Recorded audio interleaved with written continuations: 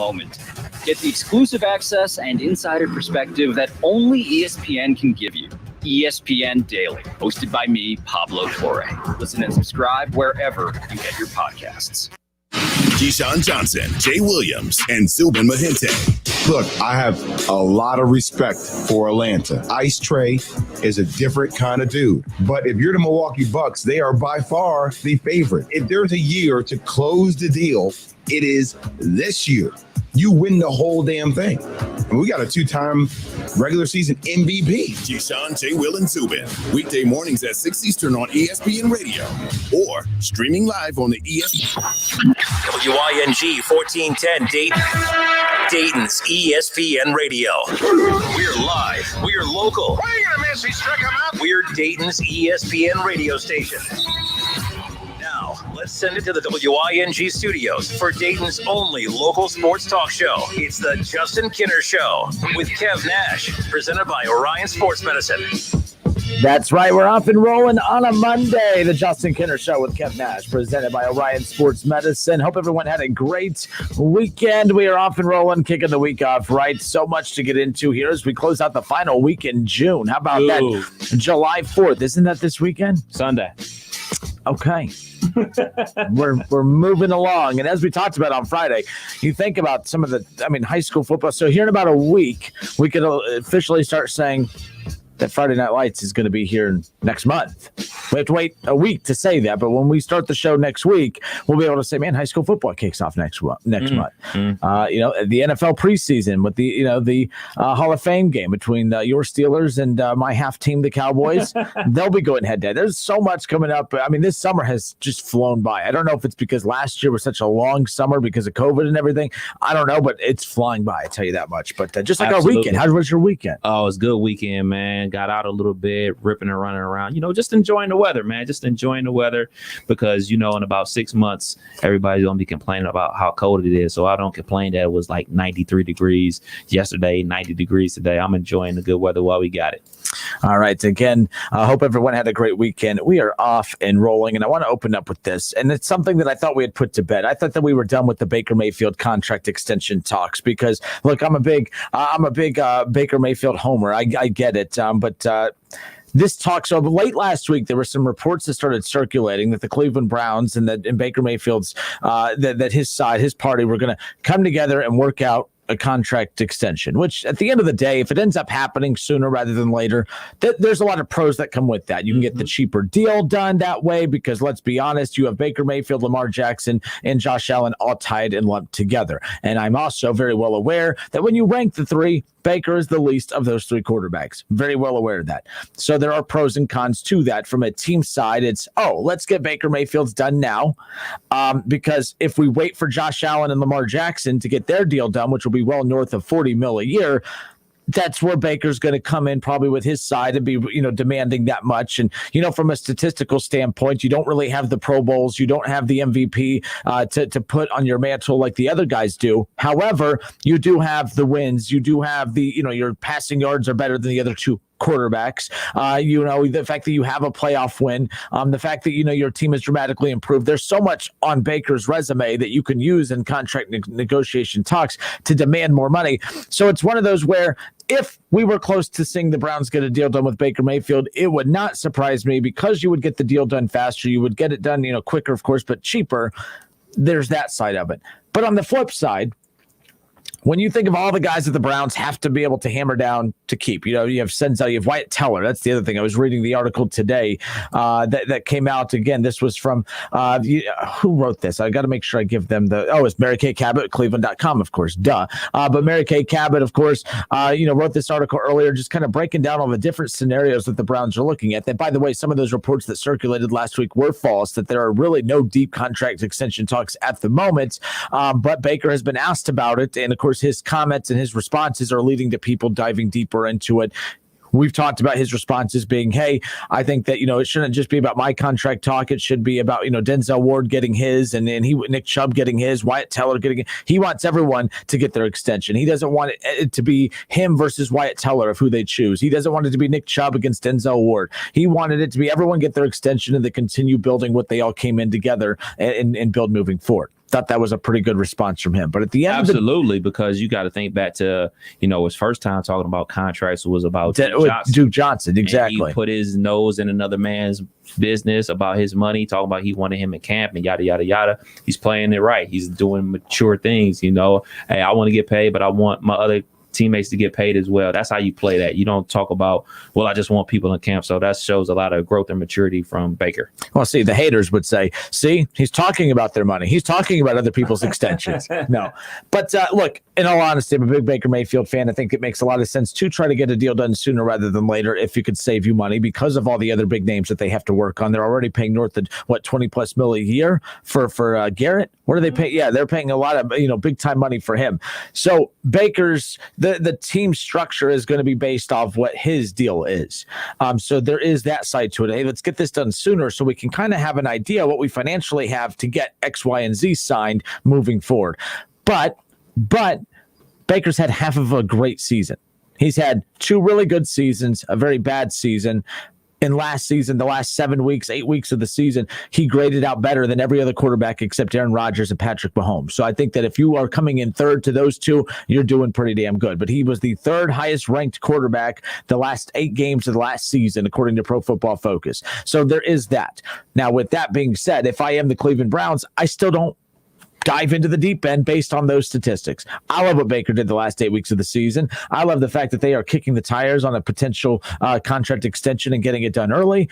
But I totally support them not doing it, because if Baker comes out and is one of the worst quarterbacks in the league the first 8 weeks of this season, that totally negates what happened. I just don't want to see happen to the Browns what happened to the Rams. They got super excited when Jared Goff took off. Mm-hmm. And they ended up overpaying for Jared Goff. And the one thing that the Cleveland Browns cannot do is they cannot afford to overpay for a quarterback that looks great with all the talent around him. You don't know what he looks like with half the talent around him, and you won't know until that time comes. But you got to make sure that if you're going to invest into your quarterback, Kev, that he is going to maximize the talent around you. That is one thing he did last year. He played to the system of Kevin Stefanski. He did exactly what was asked of him, and he excelled at it.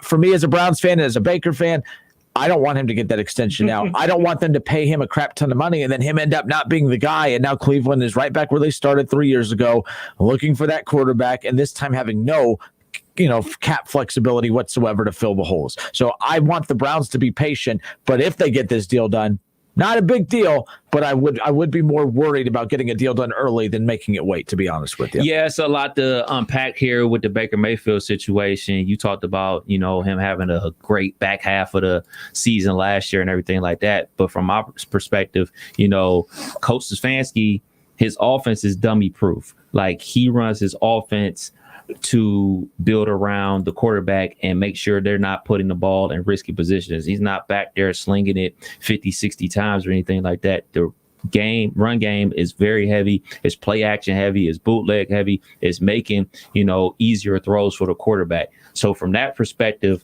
you're thinking like, all right, man, let's not pay him. Let's go into next season because we want to see if he can continue the growth process and everything like that.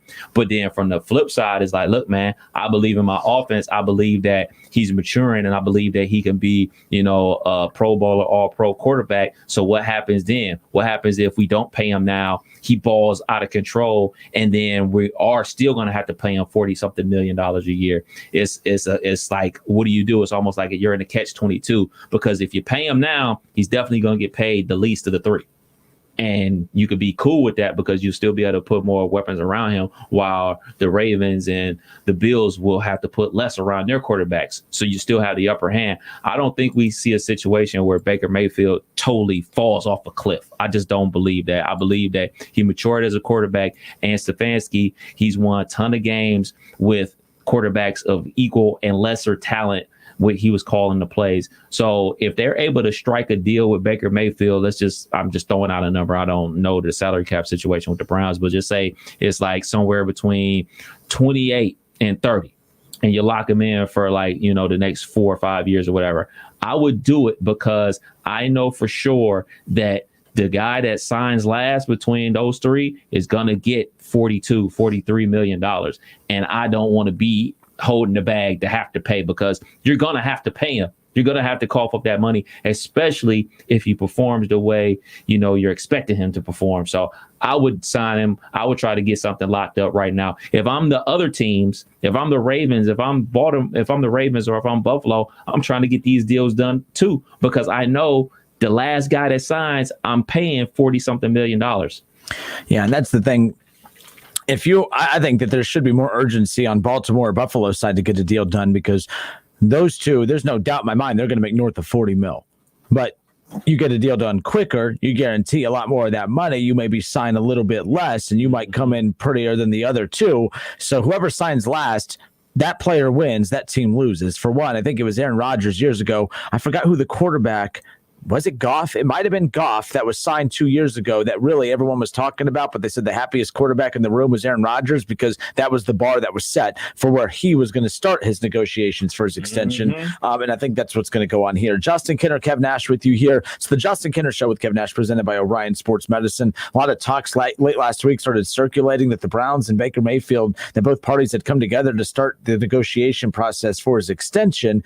Just a month removed after, of course, the 5th year, franchise tag was picked up for him, or not franchise tag, the 5th year player option was picked up for Baker Mayfield, which was the right decision. Lamar Jackson had his player option picked up, as did Josh Allen and the Buffalo Bills. Smart across the board for all the teams. It gives you that extra 2022 year of flexibility to be able to keep this train rolling on three. There's no secret as to why all three of these teams are flourishing right now. You have quarterbacks on rookie deals, cheap deals. All the money is being allocated elsewhere to the defense, offensive line, and other weapons around them. That's why these three are going to be the focus of a lot of conversation moving forward. For me, love Baker Mayfield, but I do not think that he has earned $40 million a year yet.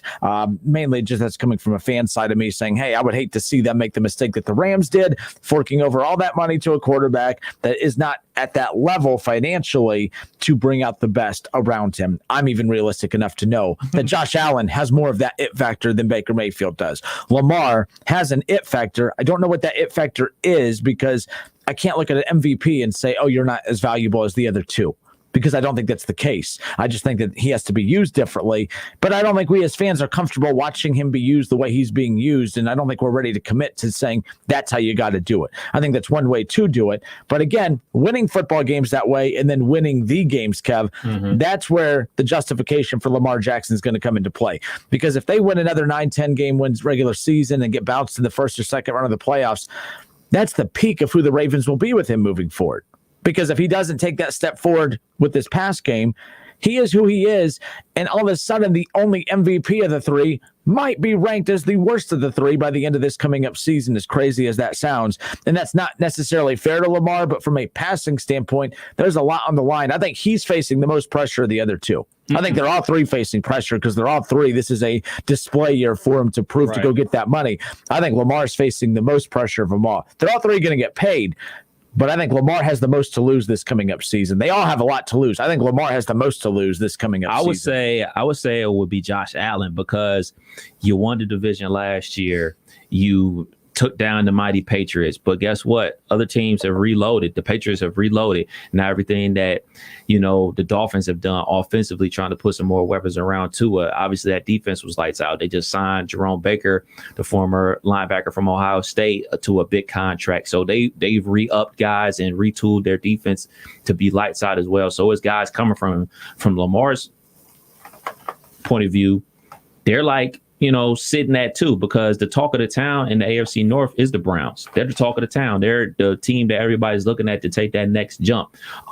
Everybody's expecting the Steelers to take a step back. So for Lamar, I don't hear anybody talking about him besides us. Maybe because we fixate on the AFC North, but they have been under the radar for me. Like, I think he's in a good position to succeed this season, but I will put the most pressure on Josh Allen, because he has to come and capitalize on the great season that he had last year and then take that next step, because, we're not expecting the New England Patriots to be exactly how they were last year, with so many guys opting out because of COVID. Now those guys are back defensively. They made a ton of splash signings in free agency. Bill is probably scheming up something for that offense. So I say Josh Allen's under the most pressure between those three. Yeah, again, all three of them facing that max pressure. When you talk about Lamar, I'm equating him to Giannis Antetokounmpo in the NBA, where when Giannis was the new toy on the block, it was unique. It was different. He wasn't the Kevin Durant. He wasn't the Steph Curry. He wasn't the guards around the league that were impressing for so much. He is, Giannis Antetokounmpo, who looks different than anyone else in the league as far as his size and athletic ability and the way he dominates around the rim. A lot of flashbacks to when Shaq was with the Orlando Magic, skinnier Shaq, right? Like when he dominates around the rim. I'm not putting him at Shaq's level. I'm just saying we haven't seen something like that in a while. But then he was the new fancy toy. Everyone loved him, back-to-back MVPs. And all of a sudden this year, everyone's kind of beating him up a little bit. Okay, we've seen it. We've seen you're great, but can you win? That's where Lamar is. Flashy, exciting, something different than what we've seen from around the league. Haven't seen anything like him as far as, there's been running quarterbacks, but nothing has come close to being as exciting as Michael Vick since as Lamar Jackson since Michael Vick. But now, okay, it's fun, it's fancy, it's nice and all, but can you win the big one? Lamar is Giannis Antetokounmpo of the NFL right now, where they're different than anyone else in the league. They have talents that are different than anyone else that separate themselves, and both teams have invested into them. The Ravens with Lamar, and of course, the Bucs with Giannis. But now you have two franchises who are like, okay, we invested into them because they're different. But does different get us to where we want to be? Because if status quo gets you where we want to be, maybe we should have looked for more status quo than for the different. And that's going to be, I think that Lamar is going to face the same criticisms that Giannis did this year, where everything he does, you still credit. When the team loses, he's getting bashed more than any other player in the NBA. I think when the Ravens lose this year, Lamar will get bashed more than any other quarterback in the NFL. That's the crossover parallel I see between the two. That's a good analogy. I just see it as, we always are like this. People, especially in sports, we're always like this. We always like the new fancy thing. We talk about this in football, especially at the college level with recruiting. We're already talking about the Quentin Ernst kid. He's still in high school. We're crowning him a Heisman Trophy winner. He hasn't even set foot on Ohio State. Quinn Ewers. Yeah. I'm sorry. No, you're good. Quinn Ewers. We're talking about him already. We already got Jack Miller at Ohio State still. We got CJ Stroud still at Ohio State. We're already thinking about the next guy before these dudes even play. I can remember that with Dontre Wilson when he came in. Everybody was ready to see him and explode and tear up shop. Like, we're always ready for the new thing. We're always ready for something new. We're ready to push out the old in with the new so quickly in sports. I think the thing about Giannis that people kind of like took a step back from was because KD was coming back from the injury and Kyrie was there with the Nets. And then they made that splash for James Harden. Those guys are next level and they're big names and they're big brands. The big move that Milwaukee did to add to their team was Drew Holiday. Yes, Drew Holiday is a good basketball player, and he's not known outside of he doesn't have any commercials. He doesn't have a shoe deal with Nike or Adidas or anything like that. But Kyrie does, KD does, James Harden does. Those are the splashy names. So more of the new thing. All right, this is the new thing. And they're in New York City. They're in Milwaukee. Like, it's the new. People and media, they constantly push the new thing. And I don't think, yes, Lamar has a heck of a way to go as a passer. But for me, I don't necessarily believe that just because something is different, we shouldn't give it a chance or give it a shot, because we're going to find out with the New England Patriots, they're doing something nobody else is doing in the NFL. Their offensive scheme is going to be totally different from everybody else's in the NFL. Look at the Browns. They're one of the more unique offenses in the league. They run like basically a 90s style of offense. Like, hey, man, we lining up. We have a fullback on our football team. We're running counters and draws, and we're a run-first team. While you look at Kansas City, hey, man, we got Patrick Mahomes. We're in the shotgun. We're slinging it all over the place. You look at the Houston Texans when Deshaun Watson was there. They're throwing it all over the yard and everything like that. So being different, especially in the NFL, can pay dividends. Being a physical football team and being able to run the ball, be it, yes, you're putting your quarterback in jeopardy by running that zone read, but if they view that as the best way to win, I'm with it. And if he develops as a passer, Oh, man. No doubt about it. And look, I will say this. You talk about the Browns and the Ravens, and this is why I can't get on board with the Browns going to too much of that old school styles, because what I love about the NFL is that you have more teams. Like what I rip Major League Baseball for is that you watch one team, you watch them all. Right. One bad team looks like all the other bad teams, and one good team looks like all the other good teams. All the good teams have dominant starting pitching in their rotation, some dogs in the pen, and then of course they have some hitters obviously in that lineup.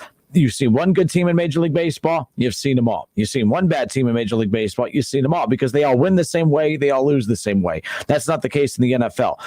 But here's my argument about the NFL that you got to be a little careful. You can win in the NFL doing things a lot of different ways. You could be the Ravens and have a running quarterback. You could be the Browns and have a pass-centric quarterback, but 75% of your offense is the run game. You can have the Chiefs, who they just have this gunslinging quarterback. The Packers, same thing with Aaron Rodgers. There's Josh Allen, who can run and pass, a hybrid quarterback that I don't think gets enough credit for what he could do. With his legs and with his arms.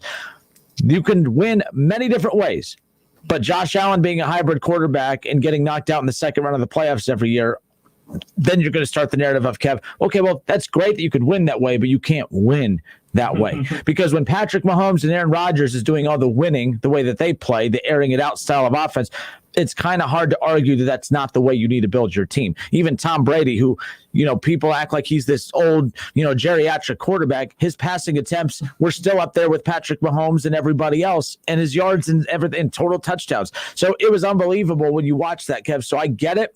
I know what you're saying. I'm even on board with it. I love that the Browns are finding different ways to win games. Same thing with the Ravens. But at some point, it's going to get to the point of you're trying to convince your fan base that running the football 90% of the time is what you need to do, as your fan base is watching all the passing teams hoist up, Lombardi trophies at the end of each season. Definitely agree with what you're saying, but at the same point, when people say, well, they've proved they can get it done. Well, until you hoist a trophy, you haven't proven anything yet. And I think that's where you kind of get with Giannis too. Oh, in a 3-point shooting NBA, you have a guy winning a different way. Yeah, but he's also not the one hoisting trophies at the end of the year. So until he hoists that trophy to show you can get it done that way, that's where that's good. That argument will always exist. Last thing on Baker Mayfield as we close out this part again. Last week, contract negotiation talks with Baker Mayfield and the Browns. Reports coming out of that left and right.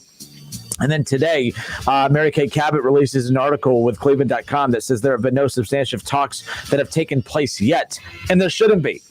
Like, I love what Baker Mayfield did. Third highest rated quarterback the last 8 games of last season behind Patrick Mahomes and Aaron Rodgers. If there's ever 2 quarterbacks that you're behind, those 2, I'd say that's pretty good. No other quarterback had a better second half season surge than Baker Mayfield did last season. That's a half a season.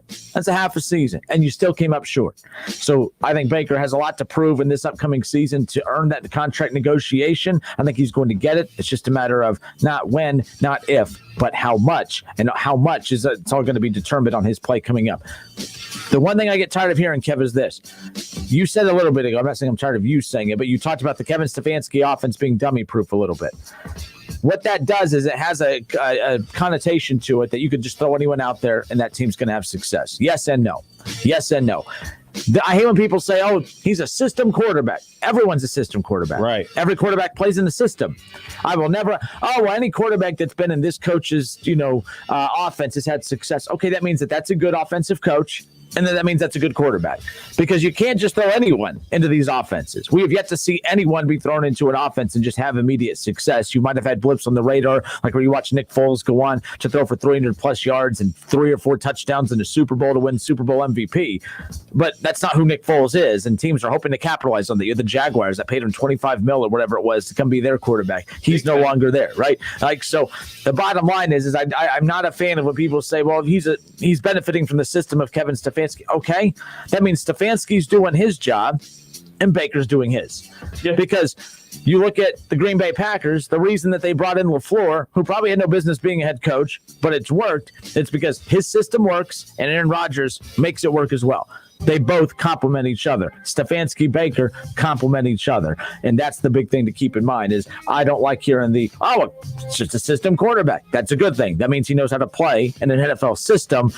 I would be concerned if you could not play in a dummy-proof offense. But I definitely get your point as far as that goes. Absolutely, man. If quote unquote the offense is dummy-proof and you're messing it up, that's a way bigger problem. I think a lot of credit should be going to Baker Mayfield for adjusting his game. You got to think from the high school days, he was a gunslinger.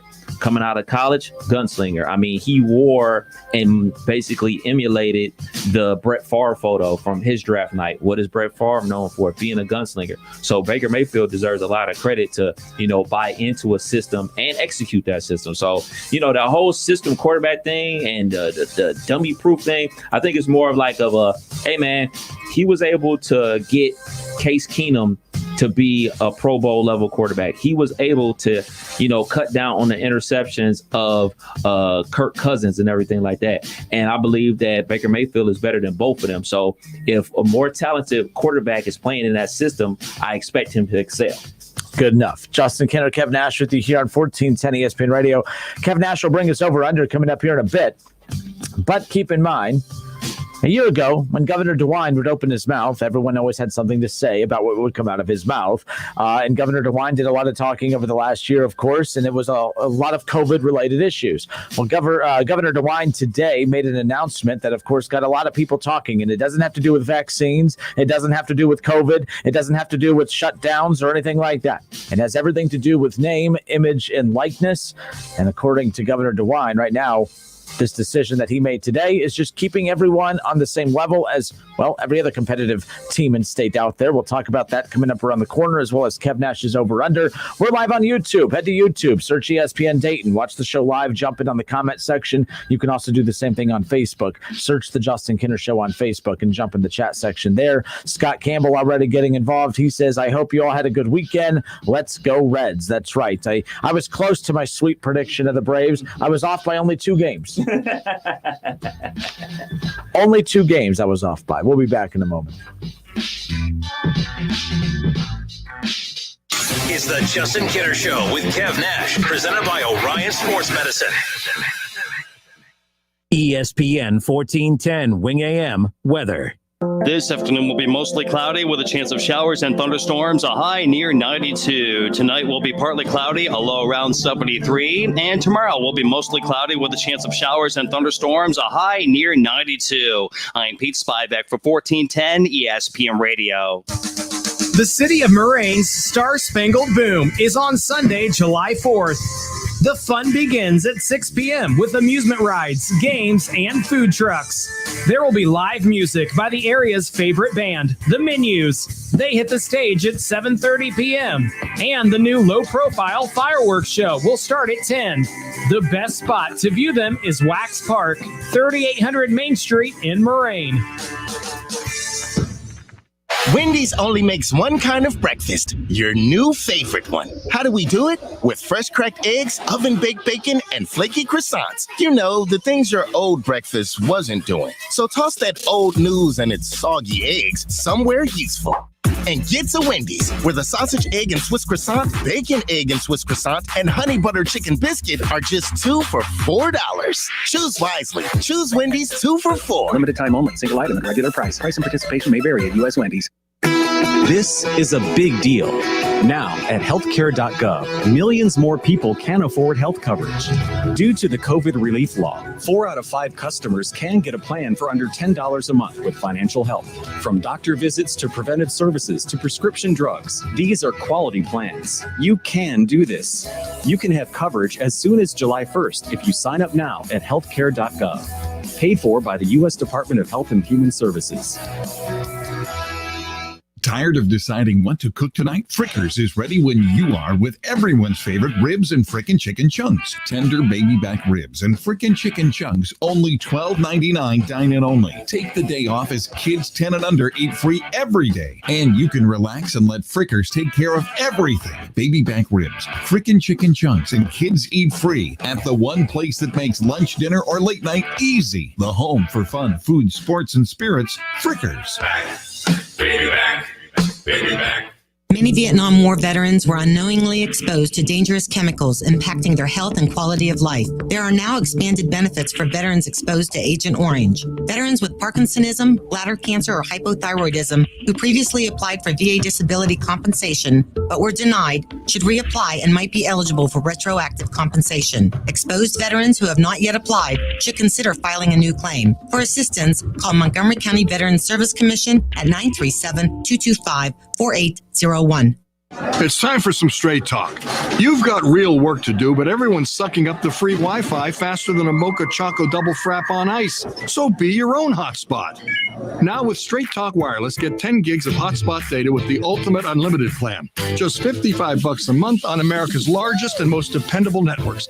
You don't have to find a hotspot. You are the hotspot. Straight Talk Wireless. No contract, no compromise. Compatible device required. See straighttalk.com. Trade pros. Whether you specialize in service or new construction, Ferguson knows firsthand how much work goes into a long day on the job, which is why we're committed to offering the products and solutions to get every job done right. With over 1,000 locations, an unmatched selection of specialty products, tools, and supplies, our pro pickup and same or next day delivery, you can trust that doing business with Ferguson will be the easiest part of your hard day's work. Visit Ferguson.com to find a counter location near you. With double the seasoned beef and a large drink all for $5, Taco Bell's Grande Nachos truly deserves a Grande intro, perhaps with a Grande beat box. Said it's crunchy, it's cheesy. Beat, actually, that sounded better in my head. Go get the $5 Grande Nachos before they make every exit. Nope, only at Taco Bell. At limited participating locations for a limited time only. Price and participation may vary. Tax extra. Drinks excludes freezes. Double the seasoned beef as compared to the Nachos Bell Grande. Starting June 14th, get a free Febreze plug-in air freshener when you recycle your old plug-in of any brand, only at Walmart. Just bring in your old plug-in air fresheners to Walmart, drop them in the Febreze recycling bin near the air fresheners aisle, then scan the QR code on the bin to get a coupon for a free Febreze plug-in. Febreze plugins are now built with microchip technology, so you can enjoy a first-day fresh scent for 50 days. This deal ends July 12th, so recycle your old plugins now, only at Walmart. I'm CBS News business analyst Jill Schlesinger with a quick tip from H2O Wireless on stretching your budget and saving money every month. Start with your recurring monthly bills, and here's the easiest one, your cell phone bill. Verizon, AT&T, and T-Mobile charge premium rates for unlimited data, when in all actuality, you have no need for that much data. H2O Wireless, on the other hand, is on the exact same network as one of those carriers, but charges you half. The average family of four is saving over $70 a month without having to sacrifice coverage. And listen to this, unlimited talk, text, and 15 gigs of data for just $36 per month. Switching is as easy as swapping out your SIM card. You can keep your phone and your phone number. Here's how to get the best deal. This month, dial pound 250 and say keyword get H2O. You'll save an additional 50% off your first month. Dial pound 250 and say get H2O for this exclusive offer and start saving today. Indeed believes less is more. That's why they have powerful tools to help you source, screen, and hire quality people faster. Learn more at Indeed.com/credit. You want more local content from Dayton's ESPN radio station 1410 Wing AM? Make sure you subscribe to the WING 1410 Dayton YouTube channel, where you can watch all your local shows live or go back and rewatch previous episodes of The Justin Kinner Show with Kev Nash, The Keith Byers Show, Talking Out Loud with Sully, and more. Whether you're at home, at work, or in your car, tune in to ESPN 1410 Wing AM or stream us live at wingam.com. Justin Kinner, Kev Nash, back with you here on Dayton's ESPN radio station, 1410 Wing AM. The Justin Kinner Show with Kev Nash, presented by Orion Sports Medicine. So some scheduling nuggets have come out throughout the day. And, of course, we know last year we got to see, Ole Miss play at UD Arena. So the Dayton Flyers will now get to play at Ole Miss, and that game will be on December 18th. So we do have a scheduling nugget there. Of course, we knew they were going to play. It was just a matter of when. And it'll be December 18th. The Dayton Flyers at Ole Miss. Looking forward to that one. And today it was announced that, well, Coach Krzyzewski's farewell tour will make a stop here in the state of Ohio at the Nutter Center against Wright. No, I'm just joking. I'm just joking. I'm just joking. No, Mike Krzyzewski and Duke, part of his farewell tour, even though it's not really his farewell. I mean, it is his farewell tour, but that's not why they're doing this. The ACC Big Ten Challenge will now pit the Duke Blue Devils at Ohio State. So we'll get to see Coach Krzyzewski make a stop on his farewell tour in Columbus for the Blue Devils against the Buckeyes in the ACC Big Ten Challenge. Some other scheduling nuggets we talked about last week. Wright State will play at Purdue this coming up season.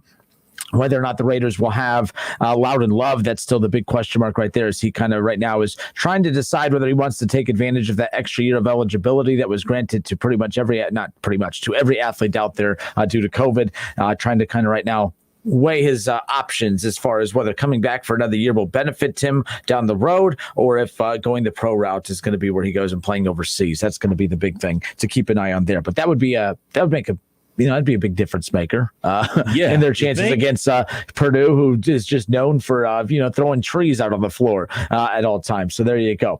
But wanted to come back with this, Governor DeWine, and it's nice to say Governor DeWine's announcement has no COVID. This has nothing to do with COVID. This isn't about vaccines. It's not about COVID-19. It's not about wearing a mask or not wearing a mask. It's not about, shutting down or anything like that. Governor Mike DeWine just signed an executive order earlier today, Kev, that will allow all college athletes to profit from their name, image, and likeness. So that's something that, we've heard about happening in Kentucky and other states. Governor DeWine says that it is essential for them to remain competitive with other states that allow it. So I like that. That's huge. Again, don't run into the storm. You know what I mean? That's what too many people are trying to do. I'm one of the most stubborn people out there. I've totally not flip-flopped, because that always has a bad connotation to it, but I've gotten more information on it. My view has changed on this too. I'm not big on the idea of colleges having to pay the student athletes, but I am all for meeting halfway and saying, you know what? We're not going to pay you, but there's no reason why you can't go make money off of your name, image, and likeness. You have your own brands. We talked about how, if I never thought about it like this, but from the female athlete perspective, for male athletes, you have a big draw on social media, a big brand on social media. It's only going to get bigger as you leave college and go on to the pros. You have a whole window of opportunity waiting for you post-college. There's not a lot of professional women's sports out there that have that have the platform that the NCAA and that college athletics does. And there's so many opportunities that women athletes are missing out on being able to make money off their name, image, and likeness. So this is a win-win. It's not hurting anything. It's only helping. Bobby Carpenter brought up a great point on the show last week when he said, if you think that this is going to change college athletics, it's not. It's a slight change in the direction it's going, but this isn't disbanding the Power Fives from everybody else. It's actually keeping the Power Fives with everybody else, because the more you try to tell Power Five athletes that you can't benefit from your name, image, and likeness, that's really what was kind of pushing them away. Like those conversations, that's really what was leading to those talks of, oh man, the Power Five, they can just split off and make their own money and not have to be NCAA associated at all. But as long as everyone's getting a cut of the pie, some will always make more than others. That's just life, unfortunately. And if you don't make it, go make a podcast. That's the only way that you can go really kind of make bank for yourself right now. Did you see the Barstool podcast? I mean, those guys make so much freaking bank. I forgot one of the girls that branched off from Barstool. She just made like 60 mil. Podcast. I'm totally. The two Tall Daddy or something like that? Yeah, something, it was Barstool-esque, just put it that way. Right. But the bottom line is she made like 60 mil for 2 years by herself. So if outside of podcasting, you got to follow, you're going to have a boss. You're going to have someone telling you what to do. We hustling backwards, Kenner. We're going into the storm, as I said. We're going into the sun without sunglasses, just put it that way. But nonetheless, now with that news of what Governor DeWine said, I don't know what that means, Kev. Are we going to wake up next week and all of a sudden there's going to be, what are we going to see? Dayton Flyers and commercials all of a sudden? I have no idea. I don't know what that means. We'll reach out. We'll find out what that means for the Dayton Flyers. We'll find out what that means for Wright State and Ohio State and, the Bearcats and Cincinnati and Xavier and everyone else. I'm very curious what that means for a lot of these sports and programs here in the state of Ohio, from the smallest programs to the biggest. Yeah, absolutely. Because, people were like, open arms about, Florida saying they were going to do it, California and Kentucky, and like people are like getting all scared. Why would you be getting scared? Everybody knows that Ohio State football makes this state go round, and you want to keep Ohio State happy because they bring in a ton of revenue for the state. You know, sports is a big deal. You know, go to Columbus on a Saturday in the fall.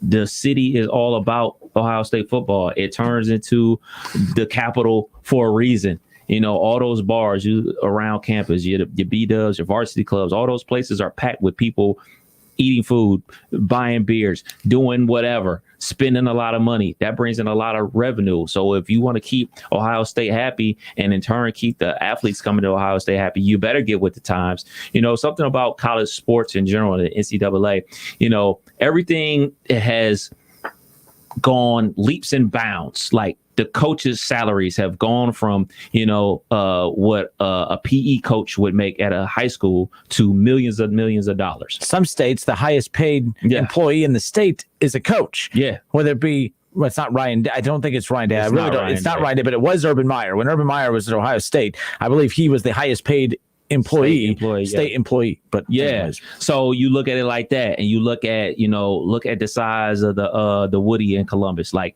they constantly are redoing things, putting new TVs in. Hey, we're gonna put a barbershop in here. We're gonna do all expanding. Everything is constantly expanding. The slowest thing to expand is the actual athletes, something that the actual athletes get, because the actual people on the field doing the work, they've been getting quote unquote the same thing or paid the same thing, a scholarship, for the longest time, where everything else is expanding. So these changes that are happening in college sports, they're very slow, to be perfectly honest, but these changes for the name, image, and likeness, this is a no-brainer. I'm happy that it's happening now. Come Thursday, because that's the first. That's when it's supposed to happen. The rules still aren't in place from the NCAA on with the do's and the can't do's and everything like that. So that's a typical NCAA move. But, you know, come July 1st, if you jump on Instagram and see your favorite Buckeye with an ad for, I don't know, muscle milk, don't be surprised.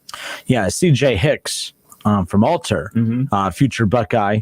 He committed to Ohio State and everything like that, and it's pretty cool. He posted this on Twitter, and I think this has been a template that's been made for a lot of college athletes, because I saw a lot of college athletes sharing this same thing, and it was a template just talking about, so I'm going to read it right here. So CJ Hicks shared this.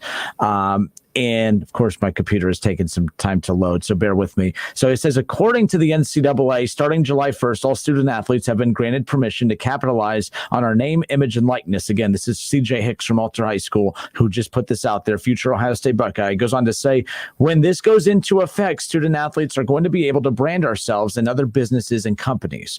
Any local or any companies at all that want to use my social media. Keep in mind, the reason that this is so important is because what you've always been bringing up, everyone rolls their eyes at social media. If you roll your eyes at the power of social media, it's because you don't understand it. That's foolish on your part. And then Bobby Carpenter, it was spit out word for word from what you said this past week when we had him on Friday. The same thing. Social media is key. So CJ Hicks, in this post that he shared from Alter High School, goes, any local or any companies at all that want to use my social media as a platform to promote, do commercials, etc., to brand themselves, my DMs are open for business. Message me if interested. Good for CJ Hicks. Good for any other local athlete and any athlete out there that is already, jumping on this opportunity. And if programs like Ohio State and others are smart, and I know that they are, and I know that they probably are doing this, you are educating these kids on exactly how to do this, what to do, what are good and bad practices. Don't be taken advantage of. Right. Because that's the other thing too, is some of these kids will get taken advantage of. I mean, honestly, think back to that Johnny Manziel interview that he did. Was it with Barstool or was it with Outkick? What was the interview he did a while back where he was talking about how he had an auction? Or not an auction. It was his helmets, or it was cards. It was trading, or his cards or whatever. He went and signed a bunch of cards or whatever it was, and he got $3,000 to sign 10,000 items. Crazy. Which, by the way, let's say that if you're Johnny Manziel, who was a megastar there, let's say that someone came up to you and said, "Hey, I'll give you $1 per autograph." You would laugh. You would get laughed at. Right. But he got taken advantage of. He signed 10,000 items because he wanted a quick $3,000. Right.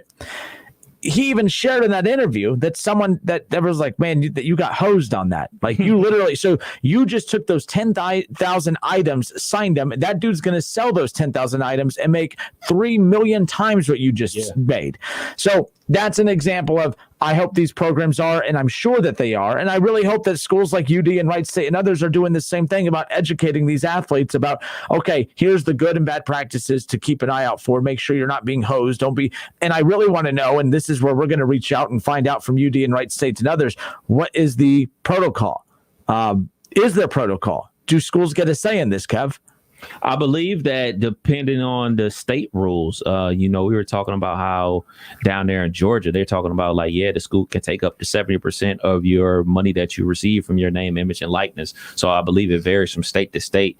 And to answer your question, it was with Jake Whiting says Barstool is one of their Barstool podcasts. Bussin' Boys. They're on the bus, Yeah, it's with Thanks, Jake.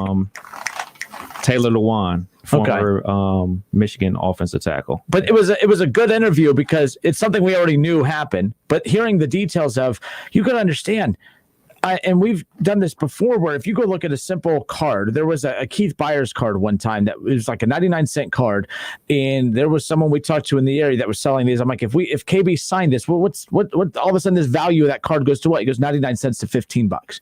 Now you're saying $15. You got not if you go spend $100 on 99-cent cards and now you sell those for $15, that's a lot of money. Yes. That's why KB is very cautious about that. That's why when we go out to remotes, he always puts a sign up that will say, one autograph per person, because we've had people when we're out at Frickers and others, we've had a line of people that come out with all these items, and me and KB laugh because he'll be, oh, this is my daughter. She's a huge fan of yours. And I'm looking at KB like, I mean this with all due respect. No way in hell that girl knows who the hell you are. I mean that as nicely as possible. But it's true. So this is people have been trying to like hose these athletes for decades now to do this, because again, that simple little autograph. But for Johnny Manziel to sign 10,000 items and only get $3,000, that was the epitome of getting taken advantage of. Yeah, but easily. I mean, in his defense, I don't know how old he was, probably like 20 years old in college. I know Johnny Manziel comes from money, but, just because you come from money doesn't mean you don't want more money. Well, you mean I sign these and I get $3,000 cash?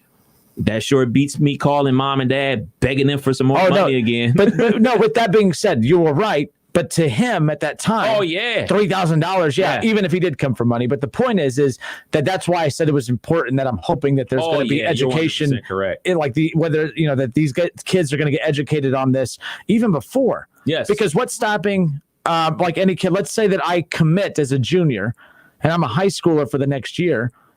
It's not an NCAA violation anymore for these high school kids to now sign items, correct? I have no idea. This is where all the questions are coming in, and we don't have answers. But this is where I'm starting to think about stuff like that, where like Imani Bates, we watched him at the Top Gun showcase that Eric Horseman and the Flying to the Hoop guys did. So if before he even goes to college, and he's still looking for a team, it could be Memphis, by the way. The Penny Hardaway is a favorite to land that Orlando Magic job now, which is crazy. We'll talk about that. But what's stopping him now from signing a bunch of items and making money while he's still in high school or the prep scene? I mean, so that's where I'm really interested as far as to how far back you could start making money off of this without it being an NCAA violation. We keep talking about college kids. Kev, look at all the kids in this area that I keep seeing left and right, all the offers that they're getting for football and basketball. They could start making money now. Tayshaun Smoot, all those kids from Springfield, all over Centerville, they could start making money now, right? Yeah. If you really wanted to. Think about it with Zion Williamson. When he went to Duke, he had over 3 million followers on Instagram. The Duke basketball IG page barely had 1 million. When he enrolled in Duke, they're shot up by over 2 million. So he has a direct effect on their social media because of his social media. His social media has more than Duke basketball. Think about that. Duke is one of the biggest brands in college basketball, but an individual has more followers. And I know it sounds insane. Oh, it's just clicking a button and following. You can say that all you want, but there's tangible evidence that shows that people that have a large following, if they say, hey, I use, blah, blah, blah deodorant, people will go out and buy blah, blah deodorant because they have a following. And furthermore, when you have that many followers, I mean, this kid was blue check marked at 16 years old. Like Imani Bates has a blue check mark on his social media. He doesn't even tweet. He just has it because he'll need it in the future. So like these things that people constantly look at and say, that's not reality. That's not the real world. Hey, man, when things become monetized, it becomes the real world because these companies aren't forking over $1 million to Kim Kardashian, to The Rock for them to post ads if it's not working. Yeah, and again, it's the Justin Kinner Show with Kev Nash. I'm excited to see what happens from here because not only am I excited for these college kids to now have a chance to make money off their name, image, likeness, I think we haven't really considered the high school kids in our communities can do the same thing and do it. By the way, when I was in high school, I had to mow freaking grass to make money. Some of these dudes just have to sign a few items or not even sign, probably not even sign. Probably just be like, oh, I stopped at so-and-so's pizzeria tonight. Blah, blah, blah. Hey, I'll give you, whether it's a free meal to stuff that you could not capitalize on before. Right. I think that's badass. And I hope that that's the case here. Something that you talked about, the education from the schools to the players and everything like that. And I also want to make sure we understand this and everybody understand this. We harp on the basketball players and the football players. There's track teams at these schools. There's baseball teams. So there's a lot of other sports that can benefit from this name, image, and likeness. But what you talked about, the education part to the student athletes as well. That's very important because not only important that you don't want people getting hosed and ripped off and everything like that, but yeah, they still represent you. You know what I mean? They still represent the school that they go to and they represent the program that they're playing for. So if I'm a basketball player at Ohio State and I'm the starting point guard and I signed a deal to endorse, I don't know, Playboy or something like that, hey man, that's not a good look. Coach is going to have a talk with me and I'm going to be like, man, it's my IG. I can do what I want. Like those type of conversations definitely need to happen. Or you're endorsing something and you get ripped off. Like, man, they said they was going to send a check. I never got the check. Well, did you have it in writing? Did you have all these type of things? Because all that stuff is a reflection on the university. So I think it's vital that not only the NCAA have some type of outline or idea what's going on or to expect, but the school also educate the players because the players can get hosed, but not only the players getting hosed, it's a bad look for the school if they get hosed or they promote something that is just like totally off the wall. You're going to have high schools, not just around here, but all over the country, almost with like a mini compliance department. Yeah. Like no joke, because as we found out last week when we had Dan Murphy on with ESPN, he said that, okay, you can't just walk into a pizzeria and get your meal paid for just because you're so-and-so. Right. You would have to trade a service. But like, what if that happens? You get busted for that. You didn't provide the service and stuff. Is that all of a sudden a violation now for that player? Will the NCAA become spiteful? Because keep in mind, we talk all the time about how baseball knows about the steroid use in baseball. Baseball knew about the sticky tack and all that stuff being used, and now they want to just bring the hammer down.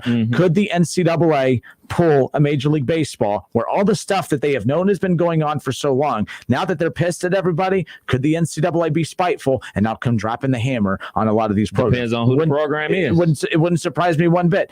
But with these high schools, you almost have to, like little mini compliance departments to monitor these situations.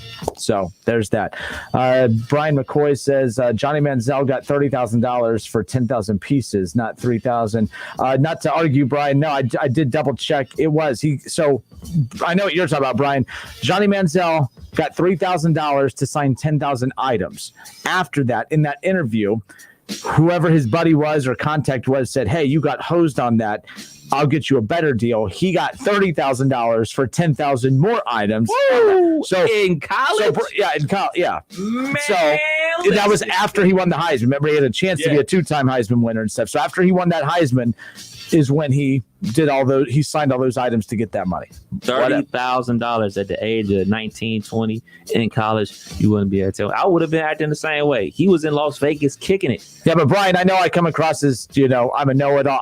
When you said that, I double checked it, and we were both right and wrong at the same time, because it just, all that meant is that he got $3,000 for the 10,000 items he initially signed, and then a buddy of his said, man, you got hosed on that. Come send these 10,000 items, and we'll get you $30,000. And Johnny Manziel had the nerve in the interview to say, yeah, and it got me by. It got me by.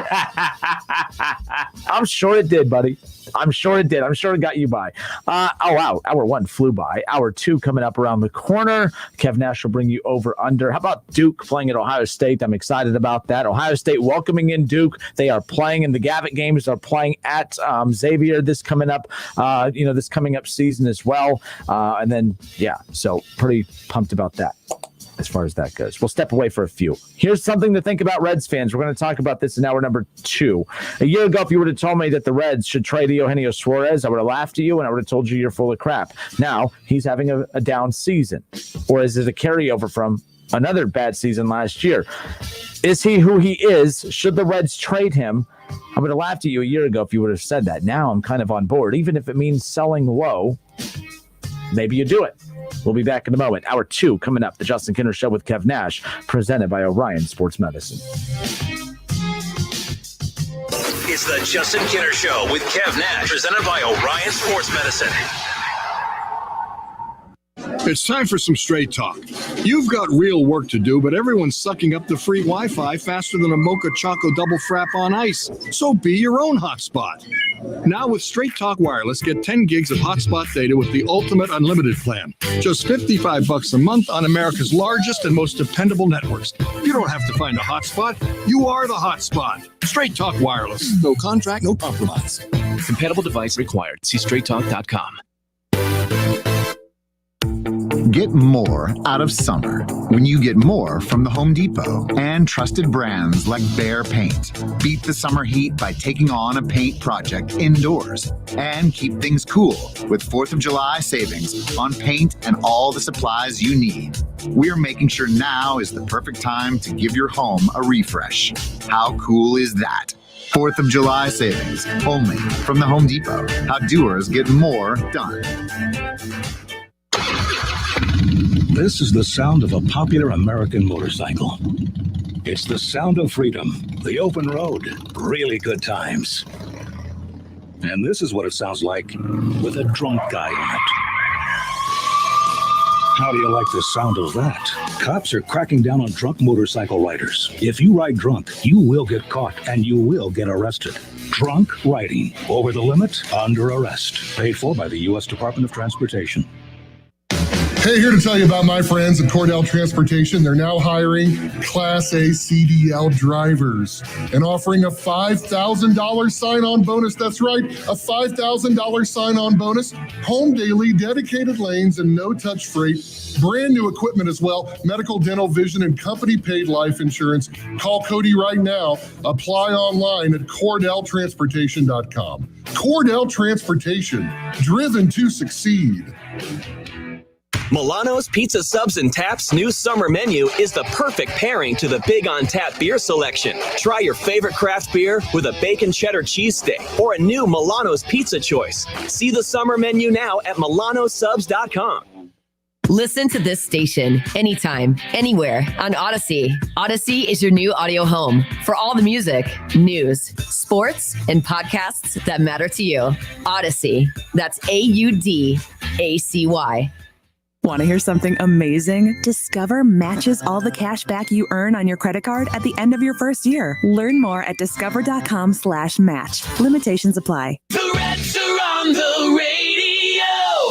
Every hit, every strikeout, every Reds victory. You can catch all of the action all season long right here on Dayton's home of the Reds, 1410 ESPN Radio. All sports, all the time. This is 1410 ESPN Radio.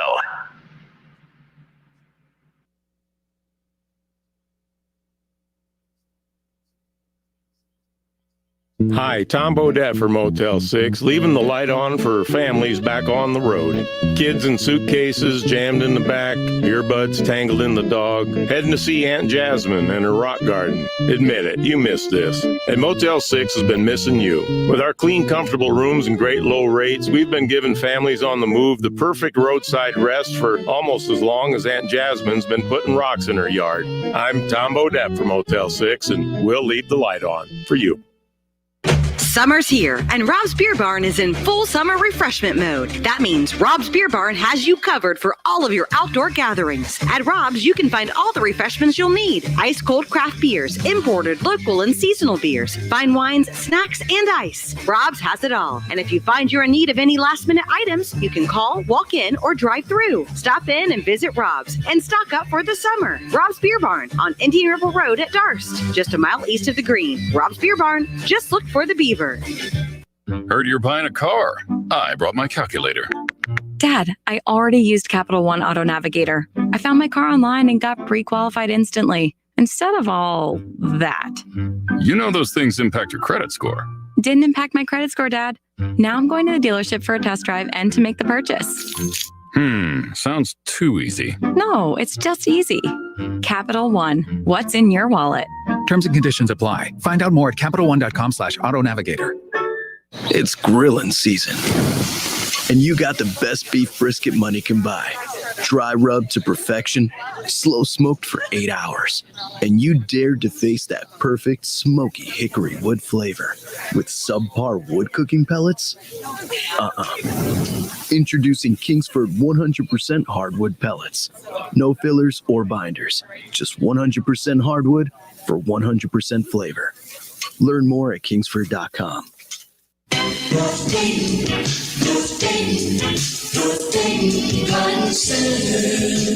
Hi, Pete Kasuji here to tell you that if you're looking for the very best selection of your favorite garden plants, we grow over 125 varieties of tomatoes, peppers, cabbage, broccoli, cucumbers, cantaloupe, and eggplants. And if you haven't tried our famous Neighbor Beater tomato and pepper plants, come out and pick up a few and enjoy the best taste you ever had from your garden. They taste so good you'll wish you planted more. And remember, Neighbor Beater garden plants are sold only at our garden center at 1309 Brant Pike. So get out that shovel and start digging. It's time for gardens, bedding plants, rose bushes, vines, ground cover, shade trees and shrubs, bird baths and fountains, and so much more. So join the Green Revolution and come out to see us at 1309 Brant Pike, where we're open 7 days. Want to hear something amazing? Discover matches all the cash back you earn on your credit card at the end of your first year. Learn more at discover.com/match. Limitations apply. Don't miss the Justin Kinner Show with Kev Nash, presented by Kirkland & Summers. Weekdays from 3 to 6 p.m. right here on Dayton's ESPN Radio, 1410 Wing AM. College football playoffs, Browns, Bengals, Buckeyes, and more. Catch the Keith Fire Show Mondays at noon on 1410 ESPN Radio. WYNG 1410 Dayton, Dayton's ESPN Radio. We're live. We're local. What are you gonna miss? He struck him out. We're Dayton's ESPN radio station. Let's send it to the WING studios for Dayton's only local sports talk show. It's the Justin Kinner Show with Kev Nash, presented by Orion Sports Medicine. Justin Kinner, Kev Nash, back with you here, hour number 2. Shout out to the sponsor of the show, Orion Sports Medicine. We appreciate their partnership as always. And, of course, if you want to be a sponsor of the Justin Kinner Show with Kev Nash, you can reach out on Facebook on the Justin Kinner Show. Send a DM. We'll get you hooked up and signed up right away. Okay, lots to get into here in the second hour. A lot of news. So for the one thing, too, again, the name, image, and likeness, an executive order was signed today by Governor Mike DeWine for the state of Ohio. That's big, and I think that's going to be, look, I mean, it's big because now we don't have to wonder about, okay, is Ohio going to drag their feet on this, and, what role are they going to play in playing along, something that's inevitable. I'm glad that we don't have to worry about that here in the state of Ohio. The reason that this is a big deal, and I'm not going to pretend to know all the intricacies of this, but I do know this, that if you give Ohio State, if you put them behind the 8 ball in any way, and you hurt their recruiting in any way, that's not good for the state. And you can laugh all you want. This is a sports station, so of course we know how valuable sports are. But there are a lot of people out there that roll their eyes at that. I've seen the comments. I started following the comments on here. It was interesting seeing DeWine get ripped for something other than COVID over the last year, saying that that he was bullied into this, that he should not have done this. And I'm like, okay, if you counter that to anyone that is against this, I want to know why you're against it, and do you even understand it? You probably don't understand it all. And to be fair, we don't understand it all either, but I do know this, that the reason when he says to keep the state competitive with every other state that's doing this, what that means is that Ohio State's one of the biggest programs in the entire country, one of the biggest brands. And it's not about recruiting, it's about selecting. We've heard that about Ohio State for many, many years now, that yes, they put a lot of work into recruiting, don't get me wrong and don't get them wrong, but their recruiting pitches, the way that they do their recruiting is a lot different than at Purdue or in Iowa. Right? Like they don't have to the program is pretty much sold before you walk into the living rooms of these players. It's a matter of what are you going to do for them individually versus why you should come play at Ohio State. To where at Purdue and Iowa and others, you're having to give the complete sales pitch about not only here's what we're going to do for you, but here's why you need to come to this school, that type of ordeal. But if you give players who have a choice of where to go play, and you give them any reason not to pick Ohio State, you are not only doing that program a disservice, you're doing your entire state a disservice. To what you said earlier, Kev, you think of the money that the Ohio State University generates for the state of Ohio, and if you want to shrink it down to even Dayton, Ohio, if you shrink it down to what the University of Dayton, what Dayton athletics means to this city, if you give any athlete a reason not to pick Dayton, if you give any athlete a reason not to pick Ohio State, you are doing the state and these individual towns a disservice. Mike DeWine made the right decision by jumping on board early with this, because the sooner you sign that and get rolling, the quicker it is for these schools to get ahead of the ball too and get their product in front of more eyes and have this being one of the selling points as well. It's the same thing as, hey man, this school has an indoor practice facility. You have to have one. It's the same reason why, I was talking to my brother and his good friend about how recruiting visits go now, where the kids dress up in the uniforms of the schools and everything like that, and they take the pictures and everything like that. You do that at your school because every other school is doing that same thing. So if you're you want everybody to be on the same playing field. If you're recruiting against Alabama and Clemson and Ohio State, you got to do the exact same things that they're doing, because you give them one reason why. Well, Ohio State let me put on the Brutus Buckeye uniform and everything like that, and it was great and it was awesome. I took pictures for the gram, and you're not gonna let me. You're not going to let me do that, Purdue? You're not going to let me ride on the choo-choo train? Man, I ain't coming here. A choo-choo train. But so, I mean, as we've crazy seen players, as it sounds, Harbaugh climbed a tree to keep a recruit happy. As crazy as it sounds, that is the way it is. And I know it's crazy. It's social media. It's kids. You can't let kids tell you what to do. Well, guess what? Without these kids, these coaches don't have a job. And, these contracts that these coaches get paid, they're willing to put up with it. They're willing to obviously climb trees and let them put on every uniform in the book at their university. So I'm with this. I'm 100% a go with it all. All right, last thing here, quick transition out of this. Ohio State, the Buckeyes college basketball will welcome Duke as a part of the ACC Big Ten Challenge. Ohio State versus Duke, that game will take place on November 30th at the Shot. So just giving you guys, of course, it was announced earlier today that Ohio State and Duke would meet as a part of the Big Ten ACC Men's Basketball Challenge. That game, we now have a date for that. That'll be on November 30th. We are Dayton's home of the Buckeyes, not just football, but basketball as well.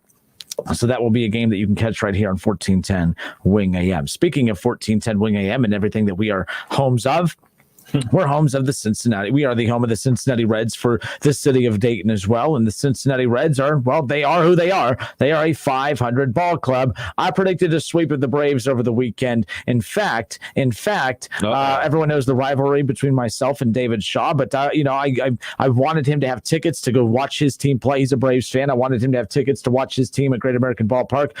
It worked out to where he got the Sunday tickets in the hot sun. It was hot as hell yesterday, by the way, but he got to see his Braves get a win, unfortunately, for the Reds. But I will say that was close to I predicted a four game sweep. I was just 2 games off. There's not many things where you're only 2 points or 2 games off of. I was 2 now, but the Reds split, and that's what the Reds do. They're a 500 ball club, but the problem is that the Reds at no point have been really, really good or really, really bad. They've actually been one of the more consistent teams in baseball, Kev. Yeah. They win some, they lose some. Now, I know that sounds like a very simplistic comment, but the problem is that they have benefited greatly from playing in a very inconsistent division, the NL Central. The Milwaukee Brewers are sitting at the top of the NL Central right now at 45-33.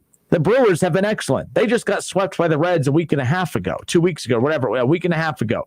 The Brewers look like they were declining. Now the Brewers have won 7 of their last 3. Okay, they're 7-3 since they lost to the Reds in a sweep. They've won 5 straight. They now have a 3-game lead on the Chicago Cubs, who are second in the NL Central. And they have a 6-game lead on the Reds. The struggles of the Cardinals continue. They're 2-8 in their last 10, and the Pirates are dead and buried 15 games back already at the bottom of the NL Central as we are in the final week of June. The Pirates are out. The Cardinals are most likely out. We've seen them go on crazy runs in the past. There's probably a run or two left in them, but ultimately they're not winning this division. The Reds are interesting because someone has to finish in second in this division, and the reason I say that second is you could still miss the playoffs finishing second in this division. But there is blood in the water if you're the Cincinnati Reds, as we are inching closer and closer to that trade deadline on July 30th. In fact, we're just over a month out. 4 weeks, the Reds have to decide what they want to do come trade deadline time. The Milwaukee Brewers are going nowhere. The Reds have benefited from playing in a very inconsistent division, which means at times when you feel like the Reds are playing really, really bad, you're like, oh, man, they have to be buried. You look and they're only like 4 games out. You're like, oh, damn, they're only 4 games out, but they're playing so bad. That's because the Brewers have been inconsistent. The Cubs have been inconsistent. The Cubs have lost 3 straight. They've lost 4 of their last 10, or they're 4-6. I'm sorry. They've lost 6 of their last 10. They're inconsistent as well. The Cubs are about to just blow this thing up, by the way. All reports and rumors are indicating that the Cubs are about to blow this roster up come trade deadline here in 4 weeks, which means this can go from being one of the most competitive divisions in baseball to maybe one of the most embarrassing if the Cubs and the Reds blow their rosters up, come up here in 4 weeks. This could be a very embarrassingly bad division. When you look at the Pirates, who are nowhere close to being a finished product, the Reds would maybe be on the brink of starting over once again, as would the Chicago Cubs. And there's the Cardinals, who are always right there in the middle. So that's going to be interesting as far as the direction that they go in. Now, the Cincinnati Reds have decisions to make here in the next 4 weeks, but at 38-38, they just split with the Braves. They're a 500 ball club, and they're 6 games back in the NL Central. So what I meant by all this was that the Reds have benefited from playing in an inconsistent division, all while being the most consistent team in the division at 38-38. You look at the Brewers, they're getting hot. They're pulling away. This is the worst thing that could have happened for the Reds. This is why that getting swept by the Padres was embarrassing. This is why sweeping the Brewers was a great thing. They swept the Cardinals. They took 4 on the road at the Cardinals. They took 3 on the road at the Brewers. They should have been, they were 2 games back in that damn division after that. The Reds should have pounced. They had blood in the water, and instead of going after their prey, they dropped. They're 6 games back. They didn't capitalize at all. And imagine had they not swept the Cardinals. Imagine a 4-game split with the Cardinals. Imagine dropping 2 of 3 or only taking 2 of 3 against the Brewers. Now that's the difference between 6 games back and 9 games back. If that happened, Kev, they would have been 9 games back in this division, and the only team worse than them in the division would be the Pirates. The Reds are hanging on by a thread. They're hanging on by a thread. They're competitive. We only have 1 week left in June. Right. I never would have thought 2 or 3 years ago that we'd be at this point where we're competitive, at least heading into the latter part of June. But yet here we are. I don't know the direction of the Reds. I never would have been in favor of trading Eugenio Suarez in the conversation a year ago. But this is a guy that I'm tired of people making excuses for, because he was one of my favorites too. He's a fan favorite. I love Eugenio Suarez. But this isn't a 2-week drought. This is now all of April, all of May, and now all of June. He's going to hit 30 to 35 home runs. He has value somewhere, not in Cincinnati. He's a third baseman being forced to play shortstop 90% of the season. He has value, but not for the Reds, not at shortstop. He has value for the Reds, 30 to 35 home runs, he has value, but not with the Reds. There's value for Eugenio Suarez. You definitely would be trading him away low, selling low. But he has value. You can get something in return. Maybe it's a package deal. Maybe you do something to get an arm in that bullpen. But I do not think that you should be married to Eugenio Suarez. It's actually a very friendly contract. If you're in an American League team that looks at Eugenio Suarez and there's about 2 more years left on this deal, you can get something done friendly. I would be in big favor if the struggles continue as we continue getting closer to that deadline. I would pull the trigger on moving Eugenio Suarez. I would do it.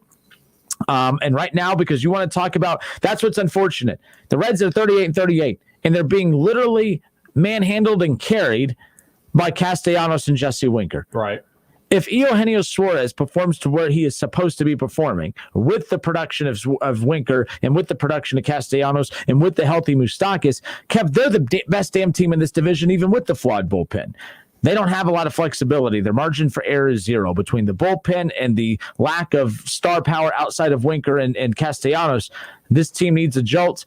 I think Suarez could help them get there. Suarez might ultimately help get the Reds to the playoffs. It just may not be on this roster. It might be a part of a move that gets them a bullpen arm to help propel them to that point. I'm all for it. I wasn't for it a year ago, but there's a difference between having a slump for 2 to 3 weeks and having a slump now for going over 100 games. 120 games, Eugenio Suarez, when you count last year and this season to this point, this dude is not playing Major League Baseball at a high caliber whatsoever. It's not okay to continue forcing him out there with a team that desperately needs something, Kev. I'm all for them moving him if the move is right. What are some of the rumors? Potential people or players they could get for him? I don't think there is any rumors out there for it. I don't think there's any talks of it. But I'm also tired of people making excuses saying that, you can't move on from Suarez. He's in a slump. Dude, it was a 60-game slump last year. 60 games out of 160. Oh, no, it was 60 games. It was a 60-game season. That was a slump. I was willing to overlook it mainly because of the fact that it was a 60-game season that started in late July in the season. You know what I mean? It was just a funky season. I was all for that. But he's picking up right where he left off. There's fans in the stands. It's a regular season. It's a regular season. I don't care. It's not okay, and I don't want them to move on from Castellanos or Winker if they don't have to. Suarez is who I would dangle out there and see what you can get. That's all based off nothing I've read out there, but my goodness, why are we so fixated on keeping Suarez, who right now is going on a slump of 120 games of playing as bad as he has? It's unacceptable. But who can you get? I mean, like, if you're giving him up, and who's going to want him if he's in a slump? Like you said, this isn't a slump. With him hitting 30, he's on pace to hit 30 to 35 home runs. Okay. American League team makes a ton of sense because of the opportunity to use him as a DH. Okay. Those power numbers are big. And if you send him to a team that already has offensive production up and down the lineup, and he's just that cherry on top of being a power hitter that you could bring in, that's why the Reds are also. This is why I also hate that the National League did not bring over the DH for this upcoming season. They would have benefited greatly from being able to use him as the DH as opposed to having to force him out there to not just be a liability in the lineup from time to time, but also a liability defensively through no fault of his own, playing out of position. Gotcha. So that's kind of where I'm at with that. But it is interesting. You look at some of the teams around baseball. I mean, hell, you being able to use him as a DH, there's a lot of teams that could benefit from using him right now. I mean, you look at the Red Sox right now, 47-31. He could be a good fit there. You know, Tampa's never been known to go and get names like that, but I mean, that's an organization that can maybe resurface, where he can resurface. I don't know. Your Cleveland Indians, you never know. They're all about not bringing guys in. They're all about shipping them out. Get out. So, and possibly the White Sox. How bad can we get? How low can we go on the payroll? That's how my team goes. There's the Athletics. There's the Houston Astros. That the Athletics are 2 games back in the West. The 48-win Astros team trying to keep, the Oakland Athletics behind them. I mean, I'm just saying that there's a market for him out there. It's not going to be a blockbuster trade by any means, but my goodness, that's kind of where we're at. Steve Stetler on Facebook says his salary makes him a great trade. The salary and the fact that I know his numbers are bad, like from an average standpoint, like when you look at the fact that, but he's on pace right now to hit 30 to 35 home runs. And that's how you look back and say, hey, he hit 30 to 35 home runs. That's a heck of a season. Not when you have pretty much every pitcher in Major League Baseball that has a higher average than you do. That's the problem I have when it comes to Eugenio Suarez, who this slump, I don't think it's a slump anymore. I really don't. That's my concern is that how long does a slump go on before that's just who you are? Kev, he's hitting 173. That ain't good. He's hitting 173. Now, he does have 16 home runs and 44 RBIs, but it's like you're getting his one hit for every 10 at-bats is a home run, but those other 9 you're not getting any production whatsoever. And you compound that with the liability that he is at shortstop. Right. He has no value to the Reds right now, none. And I don't think the Reds right now, who are in a playoff hunt, can afford to keep throwing him out there and waiting for him to hit out of it. That's my concern. We're live on Facebook, live on YouTube. Steve, I appreciate that. Scott Campbell says trade Suarez. If he could be packaged to get a major league shortstop, then I'm all for it. You can't look at this and say you're going to get something of great impact back. But I do think that, you talk about, packaging him. If you can get an arm, you're not going to get a shortstop. The Reds aren't a shortstop away from anything. They're not losing games. I disagree with anyone out there who thinks that the Reds are losing because they don't have a shortstop. They're losing because they have the worst bullpen in baseball. It's like I always say this. It's like the Cincinnati Bengals. There's a ton of holes on that team that they have to address. When people say, well, they needed a kicker, they should have taken a kicker. Okay, I know you needed a kicker. And I do think that urgency needs to be put on the kicking game more than what people give it credit for, because kicking actually wins and loses you games. So I can forgive that. I can't forgive not taking offensive linemen, because you got to prioritize the needs that you have.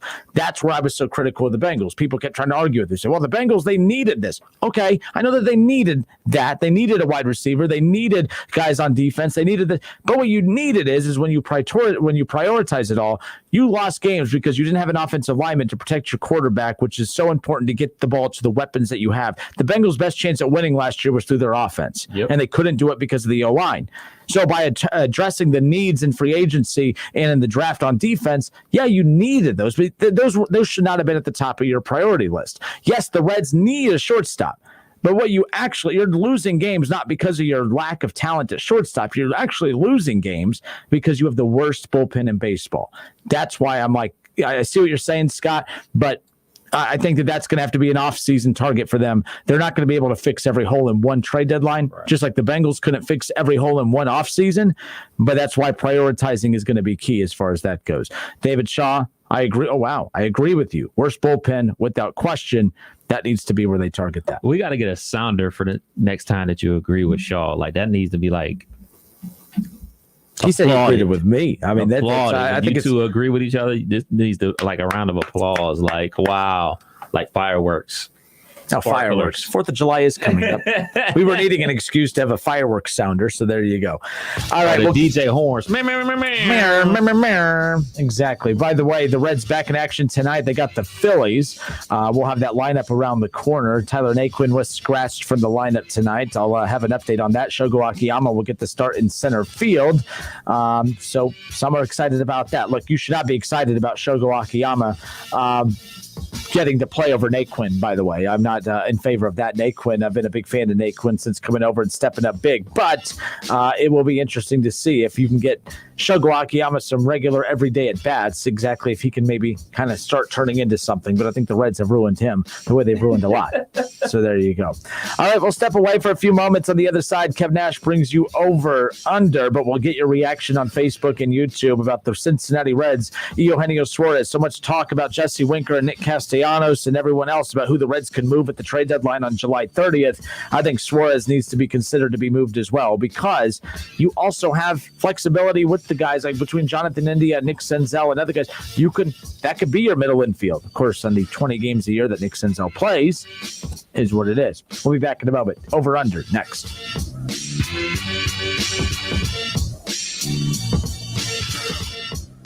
It's the Justin Kinner Show with Kev Nash on 1410 ESPN Radio. ESPN 1410 Wing AM weather. This afternoon will be mostly cloudy with a chance of showers and thunderstorms, a high near 92. Tonight will be partly cloudy, a low around 73. And tomorrow will be mostly cloudy with a chance of showers and thunderstorms, a high near 92. I'm Pete Spivak for 1410 ESPN Radio.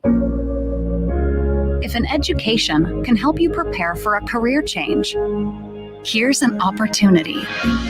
University of Phoenix is awarding up to $1 million in new scholarships this month. You could earn between $2,000 and $3,000 in a non-cash tuition scholarship. See which one you may qualify for at phoenix.edu.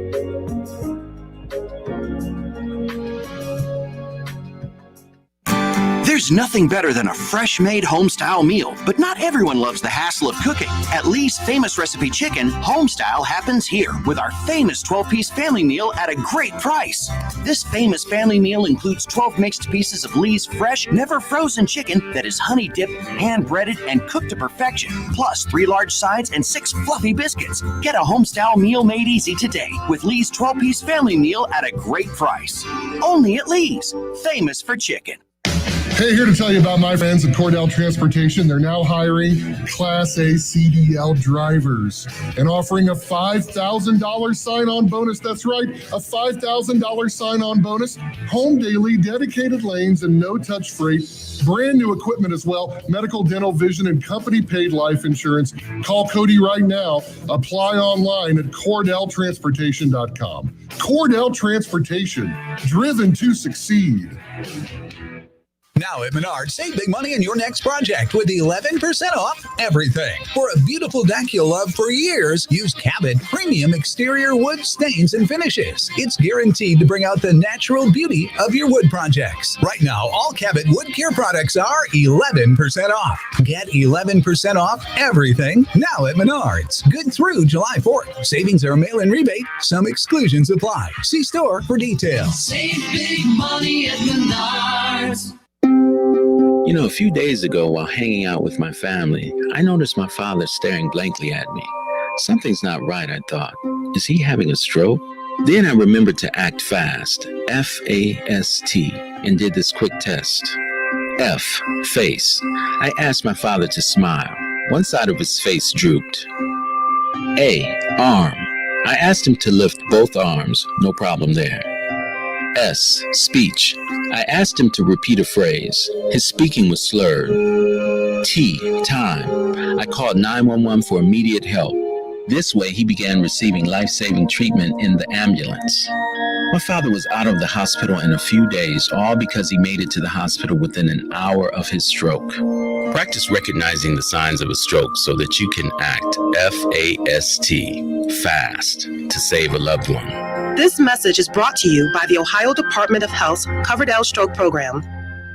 Milano's Pizza Subs and Taps new summer menu is here. Fresh salads, house-made chicken salad subs, the pep and honey pizza, and more. Bring it home or dine on Milano's patio. See all your choices at milanosubs.com.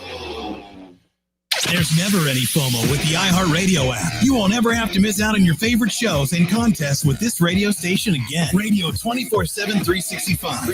We're here when you want us. Stay connected and listen anywhere when you download the free iHeartRadio app. Guys, stop putting your love life on hold. U.S. Pharmacy has some exciting news. If you've been wanting to try Viagra or Cialis, now's the perfect time. Call today and receive 90 little blue or little yellow pills for only $119 with free shipping. Why order some low-dose sildenafil from one of those subscription services when we can give you what you want now? Call 800-990-6271 and we'll rush your order discreetly packaged to your door. Been thinking about trying Viagra or Cialis? Call U.S. Pharmacy at 800-990-6271 for as little as only $119 for 90 pills. Need your package in a hurry? Call 800-990-6271 and ask about our express shipping option, and we'll rush your order to you as soon as possible. Save money on the little blue or yellow pill you've been wanting to try. Again, 800-990-6271 now. That's 800-990-6271. Dell Technologies advisors have the tech solutions to help your business get out in front. For advice on solutions like XPS 13 laptops powered by Intel Evo platform, call at 877-ASK-DELL. Don't miss the Justin Kinner Show with Kev Nash, presented by Kirkland & Summers. Weekdays from 3 to 6 p.m. right here on Dayton's ESPN Radio, 1410 Wing AM. On Twitter, make sure to give us a follow. Search 1410 Kinner for Justin Kinner on Twitter. That's 1410 KINNER. And ESPN Dayton for the station Twitter handle.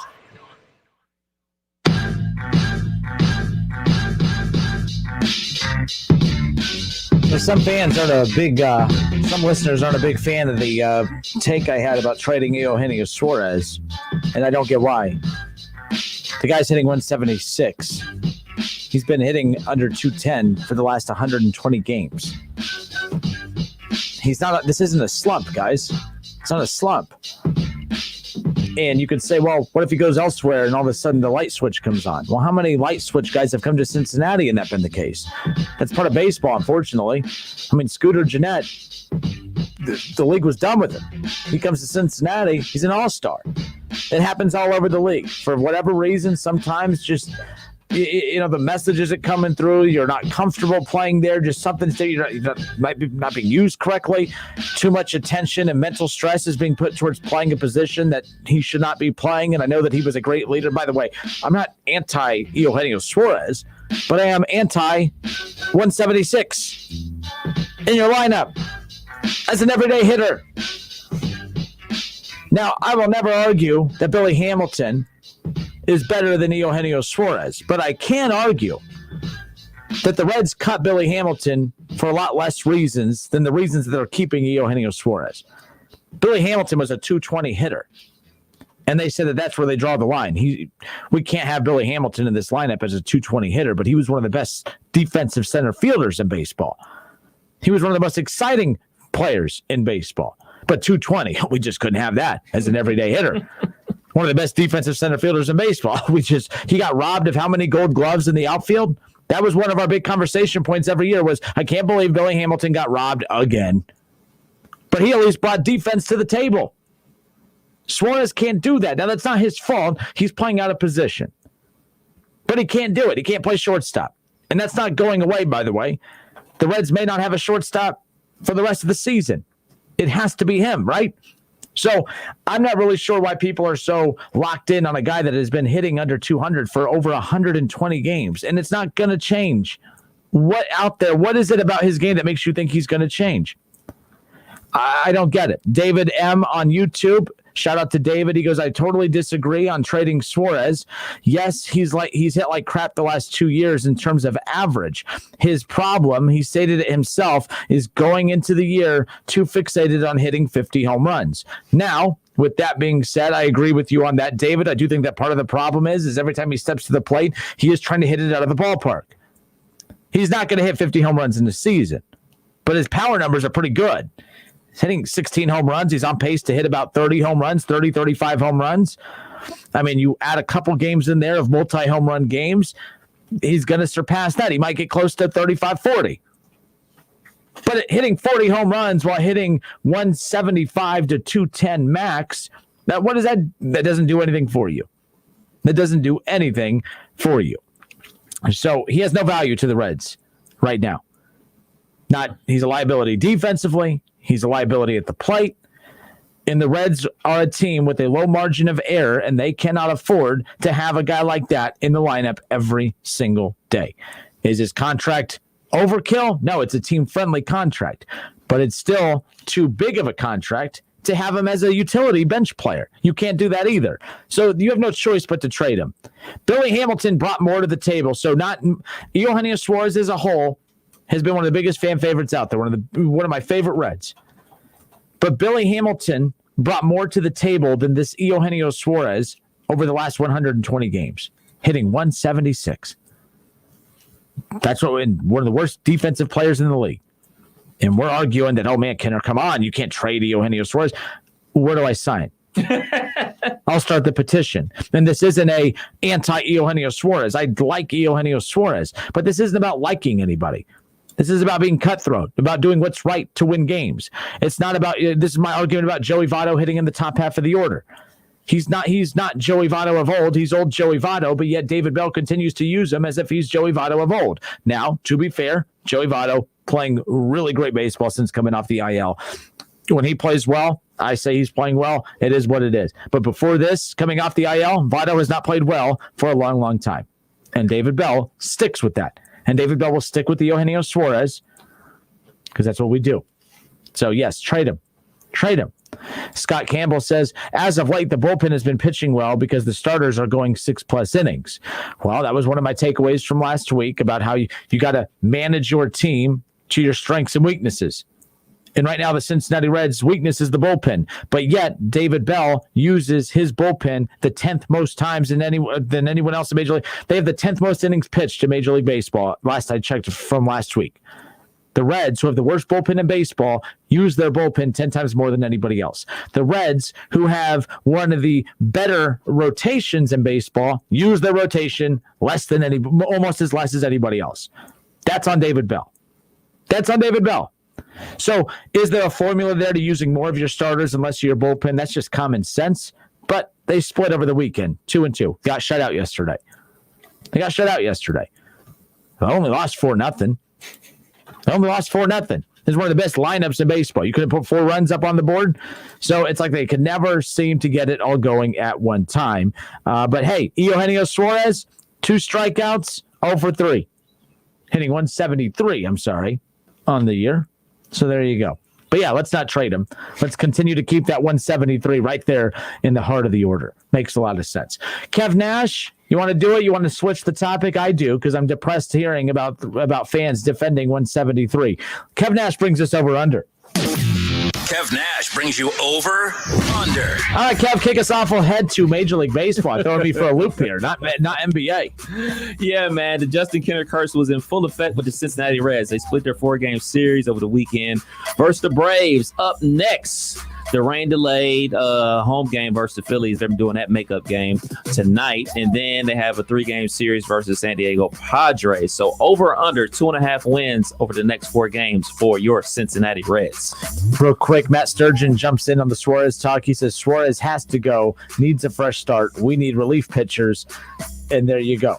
And this is coming from another guy who doesn't agree with me on a lot of things in Matt Sturgeon, and we see eye to eye there. Shaw and I see eye to eye. Maybe it's rare when that happens, but I think that's where we need to go as far as I'm concerned with the Cincinnati Reds.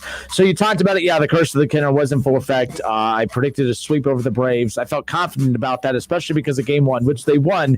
It was a bullpen game for the Braves, and I felt confident about the Reds lineup to get a win in that situation. They did. Then, of course, they lose the next night. It was a competitive series. I mean, that Game 4 losing 4-0. I mean, my goodness, that's not very competitive. But nonetheless, you split with the Braves team, who's not very, very good. They're good on paper. They're trying to find themselves as well.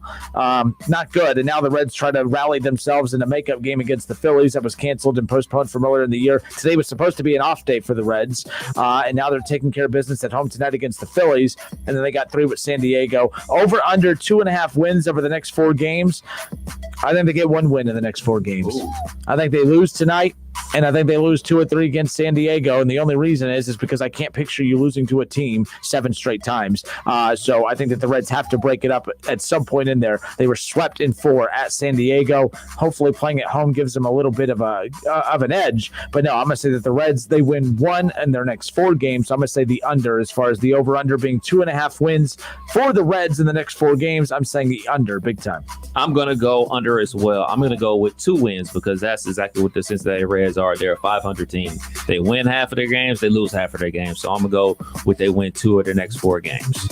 All right, next up, now we head to the association, the National Basketball Association, that is. Kev Nash brings us over under NBA now. Yeah, one way or another, the Clips are going home after tonight's Game 5 in the Western Conference Finals. But the question is, will they be bringing the Suns with them? Currently, the Suns lead the series 3-1. So over or under, this series going 1.5 more games. So again, it's over tonight. It's over tonight. Suns are getting to the finals. Can't believe it. So I was at Indian Lake over the weekend. Party time. And driving around on the golf cart and, getting to the boat and stuff, I counted 3 homes with Phoenix Suns They come flags. out of nowhere. I mean, it was the most random thing, but there was 3. Now, again, you're at Indian Lake. A lot of people have lake houses so that, they vacation there and stuff. And, it's weird to me that people come from Phoenix to Ohio, to get a lake home. But nonetheless, Arizona, Phoenix Suns flags everywhere. Wow. Very strange. But they are the most likable team remaining. Chris Paul makes them very likable, which is, they're just a good feel-good story. They're just built kind of the right way, if there's such a thing, in regards to appeasing the masses that don't like this last decade of NBA basketball being the super teams and stuff. The sad thing is this, okay? If the super teams were healthy, this team's not winning a championship.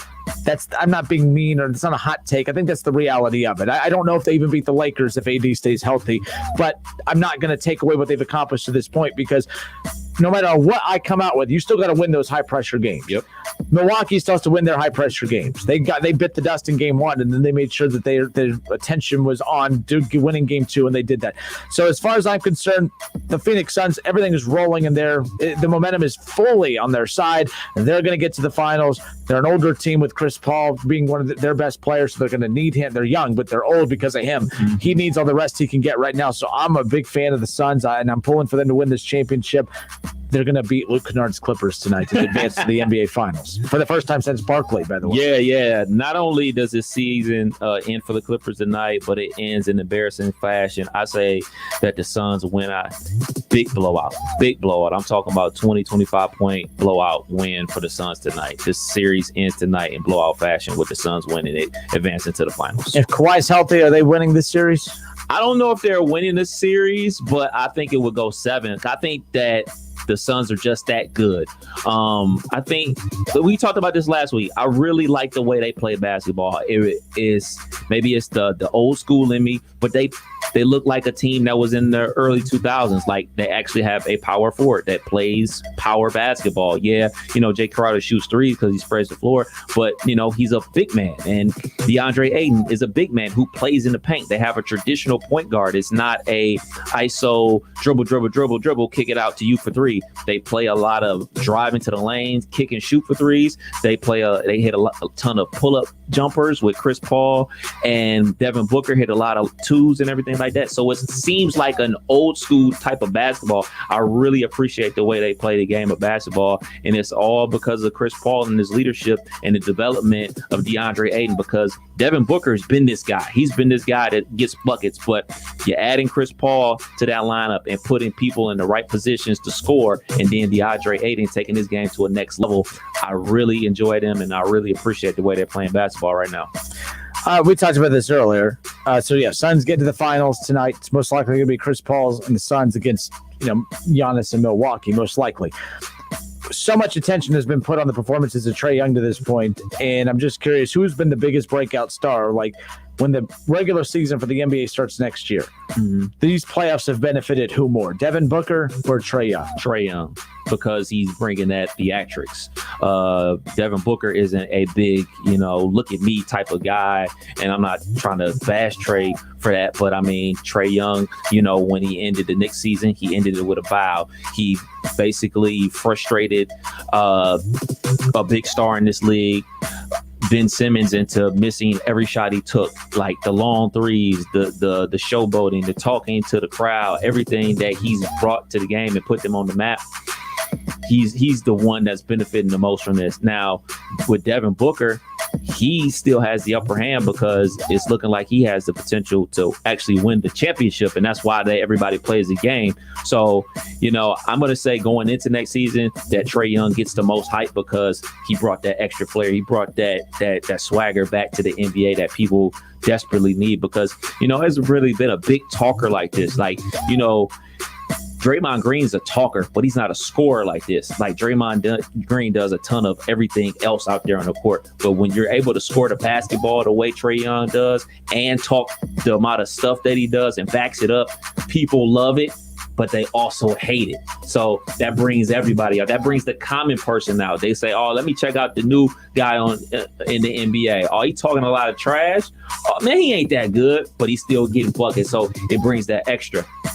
Yeah, and the reason I have to say Trae Young as well is mainly because of the fact that Devin Booker's not even the biggest breakout star on his team right now. Not breakout, but like Devin Booker's been playing in the shadow of Chris Paul. Right. To where Trae Young, the whole team's been playing in the shadow of him. Right. And that's not a shot at Devin Booker. It's just that Chris Paul is a superstar that's been chasing a championship for a while, his entire career. Yeah. And it looks like one of those feel-good endings to a career, even though he has years of basketball left. I think it's fitting that a guy like Chris is going to most likely get rewarded for everything he's done for the league.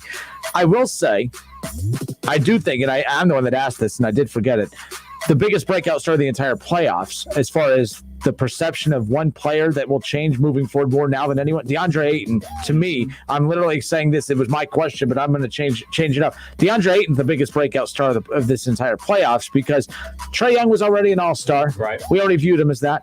Devin Booker was already a star. We already viewed him as that. The one player that we were not viewing that way as, that next year will be a bigger star to start next season than they were when the season started previously.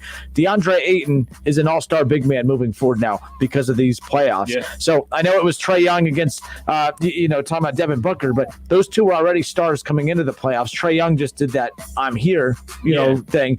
Devin Booker's living up to the hype. DeAndre Ayton now is an official all-star moving forward. So I think that the playoffs have benefited him more than pretty much anyone else, although Trae Young is who we're talking about more than anybody. Absolutely. So I'm with you 100% because he's anchoring in the middle for the Suns and everything like that. And he said in the press conference that, playing with Chris Paul is the best thing that ever happened to his career.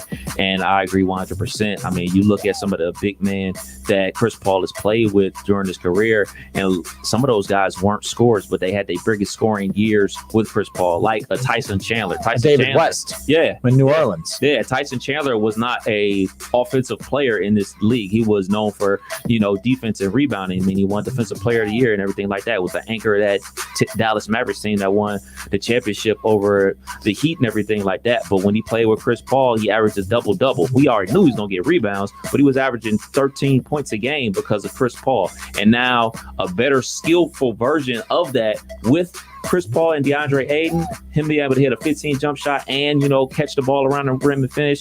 He's doing an outstanding job for the Suns.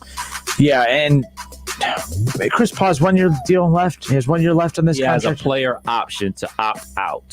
So the word is he's going to opt out and, re-sign with the Suns. Now, that's the big question. Like, is he going to re-sign with the Suns for another big-time deal because he probably can get another big-time deal because he's proven his worth year in and year out? Or does he take a quote-unquote lower deal and make sure he still has all those supplemental parts around him to prolong his career? So it's kind of like one of those Tom Brady situations. Last thing on this, I know we're in the middle of an over-under, but what I find that fascinating about this is this is, and you'll disagree with me, that's fine. Kawhi Leonard leaving the Raptors. The reason I didn't put stock into that championship is because I felt like most guys who win a championship somewhere, they feel like, oh man, we did it this year. We could, like when the Bucks won that Super Bowl, every single one of them players said, oh man, we're running this thing back. And all 22 starters re-signed with the Buccaneers to bring it back. If they felt that they had won that because Patrick Mahomes' O-line was down and that they had no chance of winning that game and got lucky, you probably don't see those guys come back. Kawhi Leonard, I don't even think put as much stock into that Raptors. I mean, it helped him, put him on the map. But if he truly felt that was a team that can roll it back, I think he stays in Toronto. And I think that that's going to happen here. I think if Phoenix wins this championship, Chris Paul could pull LeBron and tip his cap to the city and say, hey, you know what, and to that whole state over there and say, hey, it was fun. You're welcome. Thank you. You're welcome. But I'm moving on and going to go over here. That, you know what I'm saying? Like, I think we're going to get a good feel of how much he looks at this roster and feels it's a championship roster, big picture. Because, again, I think these players are not dumb, just like we're not when it comes to, okay, they're benefiting from all the stars being injured around the league, and they're the last star standing. We'll find out. A team I like him with a ton, Utah. Utah wins the championship with him at point guard. They have Mike Conley now, which was a big trade in the offseason or whatever it was. But you put him with Donovan Mitchell, and you look at, Rudy Gobert. Rudy Gobert's that Tyson Chandler type player. So, anyways, we're all over the place. Stay in the NBA. Number 3, Kev Nash is over under. Absolutely. Portland Trailblazers announced they are signing former NBA champion and current Clippers assistant coach Chauncey Big Shot Billups to a 5-year deal to become their next head coach. But the question still remains about Damian Lillard's future with the team. So over or under 1.5 seasons, Billups is coaching Lillard. I don't like this signing at all. I don't like it for Chauncey, and I don't like it for Portland. I mainly don't like it for Chauncey. I think this was a horrible roster to take. I know it has Dame, but we know where this is ending. We know where this is going. This team is going to win 45, 50 games next year. They're going to be a hot team, and they'll go out in the playoffs like they always do. Through no fault of Dame, no fault of Chauncey, but that's how it's what's going to happen. And then Dame will leave after next year, if not this coming up off season. Right. And then Billups will be blamed for the struggles, and then it'll be hard. Luckily, he's a coach in a league that you get second and third and fourth chances. But usually in other sports, if it goes really, really bad the first time, you're not getting another opportunity. Freddie Kitchens will never be a head coach in the NFL again, right? Like, no one's going to say, yeah, well, he had a lot working against him. We'll give him a shot. Chauncey will probably get look at Jason Kidd, by the way, who got a job with the Dallas Mavericks after things went south in Brooklyn and with Milwaukee or whatever. He got his third opportunity. So Chauncey will get another opportunity. I just don't think it's going to work here. I'm going to say under 1.5 seasons because I think that they'll win with Bill or with Dame this coming up season. They're not going to be able to get him a better Robin, and he'll be gone out of Portland, if not this coming up summer. He'll be gone next summer, and I just don't see them winning anything good enough to keep him around. So I'm going to say under because I think they're going to start a rebuild soon, and I don't think Chauncey's interested in leading a rebuild. That's just me. I wish he would have gone the GM route. That's where I thought this was going. But I do like Chauncey. He was one of my favorite players growing up when he played with the Pistons and everything. I just liked watching him and Rip Hamilton and Ben Wallace, Rasheed, and that group, Tayshaun Prince. Big fan of him. I just wish he wouldn't have taken this job. And what happened to all the female coaching candidates? It sounds a lot like, we're doing this for PR and stuff. Becky Hammond needs a coaching job. And I think the Spurs is where it's going to happen. So for me, I'm going to go under as well. I'm still going to stand firm on my stance about Dame. I say he gets traded by February, and I'm still going to stick with he's going to go back home to Oakland and team up with Steph Clay out there in his hometown of Oakland, California. That's where I see it. That's where I think it's going to happen. The big thing about Portland is you're right. They need somebody else, and Nurkic ain't going to cut it. You know, there's lots of rumors about them potentially making a trade for Karl Anthony Towns. If they're able to make that happen, then maybe you stick around. You know, you get a young guy down there that can actually try to play some defense on the MVP Joker and everything like that. But as of right now, I don't see this lasting too much longer or at all, to be perfectly honest. I see that Portland probably needs to go a full rebuild, and you can get a ton of draft picks for a player like Dame Lillard. And like I was talking about with Golden State, you're able to get their draft picks and last year's number 2 overall pick in Wiseman. So you're able to bring in young talent and also bring in those draft picks. So I see a move something like that. That's the only way I see them staying with Portland is if they're able to grab Karl Anthony Towns or a player of that caliber. If they're not able to happen, I don't see it happening at all. Getting Billups, I'm sure they probably got Dame Lillard's input on this. Yeah.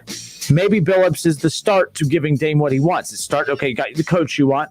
Now we'll go work on getting a cat. We'll get a Karl Anthony Towns. You know, that James Wiseman, by the way, that's not a big enough move.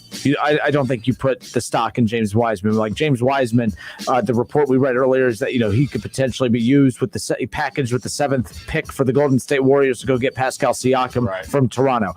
That makes a lot of sense for Toronto. Makes a lot of sense for Golden State. But the reason that's interesting is because that's another team that's picking in the top 10 that'll now be one of the top teams in the West with Klay Thompson and Steph Curry both being healthy. Now you have Draymond and potentially Pascal Siakam, and they won't have Draymond. Maybe they trade Draymond.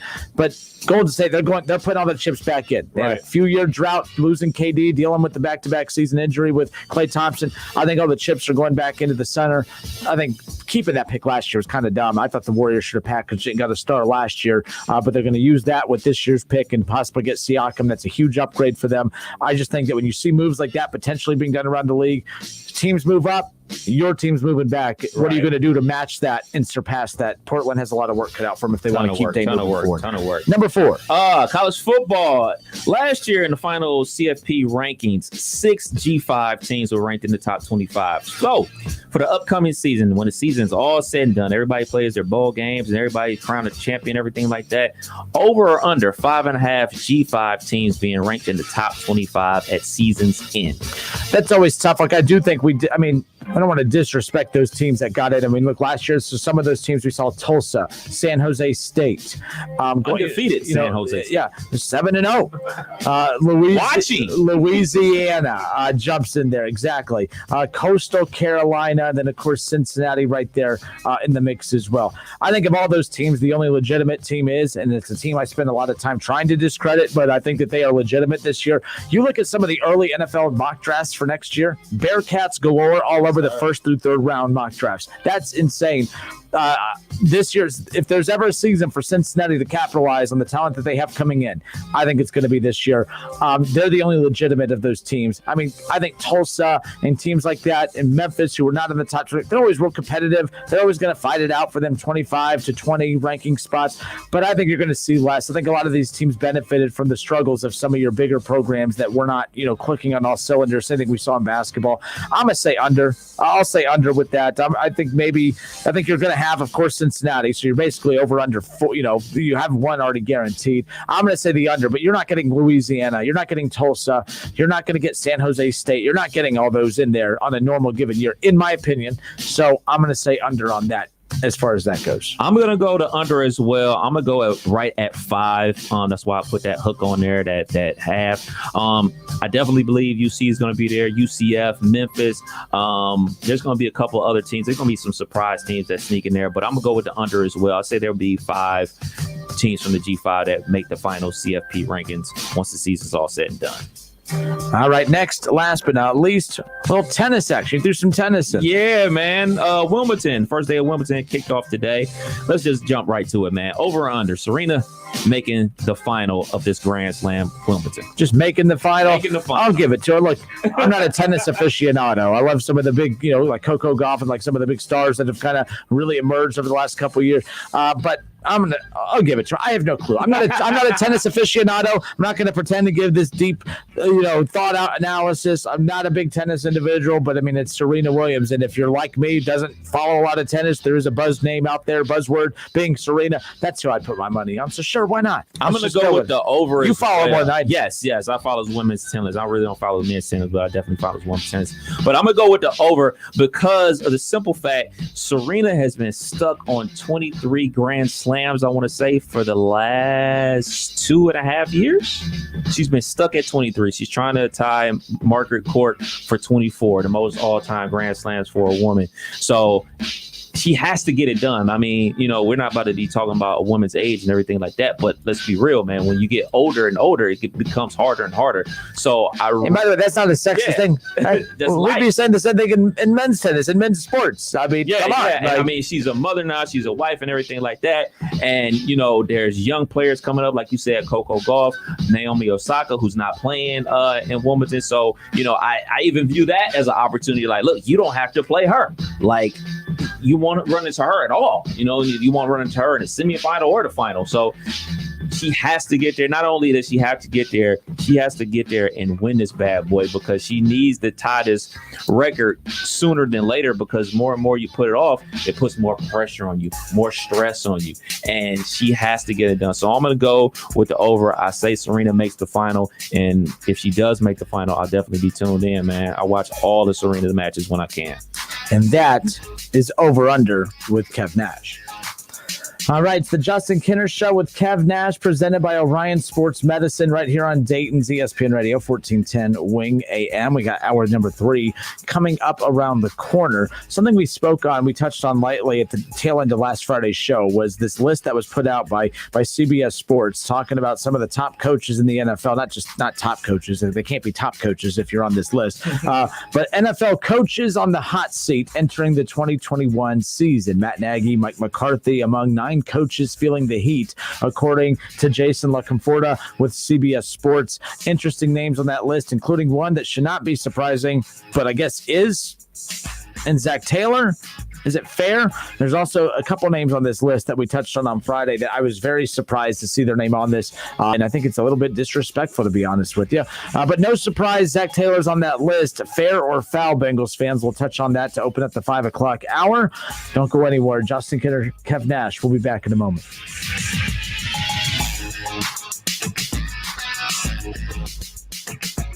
It's the Justin Kinner Show with Kev Nash, presented by Orion Sports Medicine.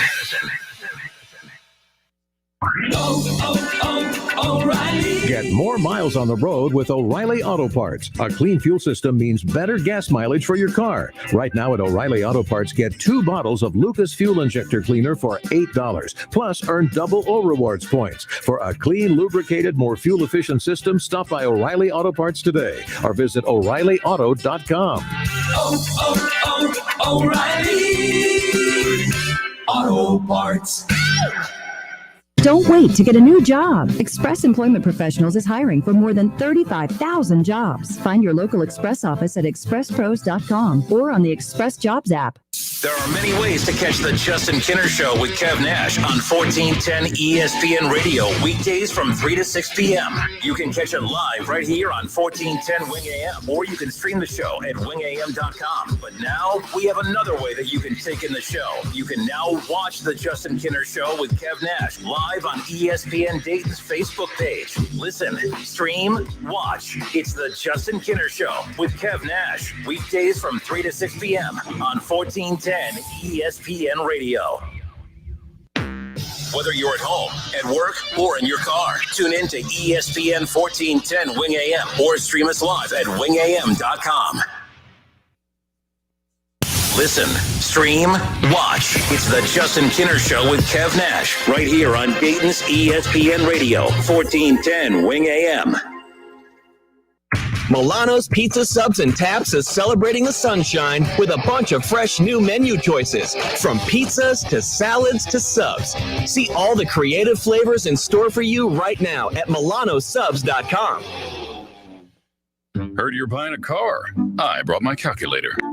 Dad, I already used Capital One Auto Navigator. I found my car online and got pre-qualified instantly, instead of all that. You know those things impact your credit score. Didn't impact my credit score, Dad. Now I'm going to the dealership for a test drive and to make the purchase.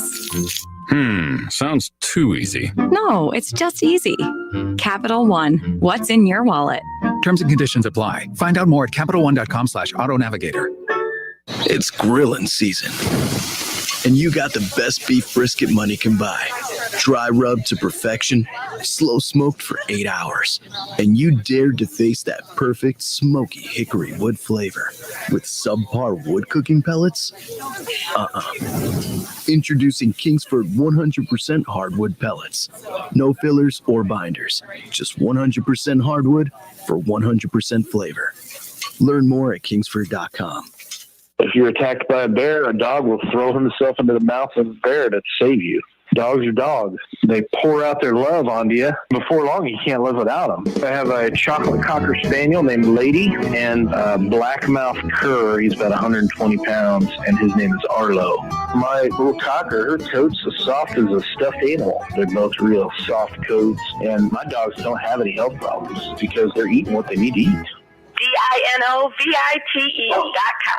Dynavite is like pouring a multivitamin right onto their food. The omega-3 fatty acids, flaxseed, zinc, alfalfa, the digestive enzymes that are cooked out of regular dog food. We'll be scooping our Dynavite onto the food, then squirting the liquor chops and the fish oil. They start salivating. Dynavite is nutrition. You won't believe how happy your dog will be. It's a lot of responsibility owning a dog. I get my Dynavite at DINOVITE.com. Want to hear something amazing? Discover matches all the cash back you earn on your credit card at the end of your first year. Learn more at discover.com/match. Limitations apply. He's a former Buckeyes great and now a college football Hall of Famer. And don't forget about his 13 years of NFL experience playing for the Eagles, Dolphins, Jets, and the New England Patriots. He's Dayton's own Keith Byers. Hang out with him every Monday at noon on the Keith Byers Show, presented by Lee's Famous Recipe Chicken. You wanted to see me? Yes, please, have a seat. So here's the thing. When this company brought you on, we took a chance on you.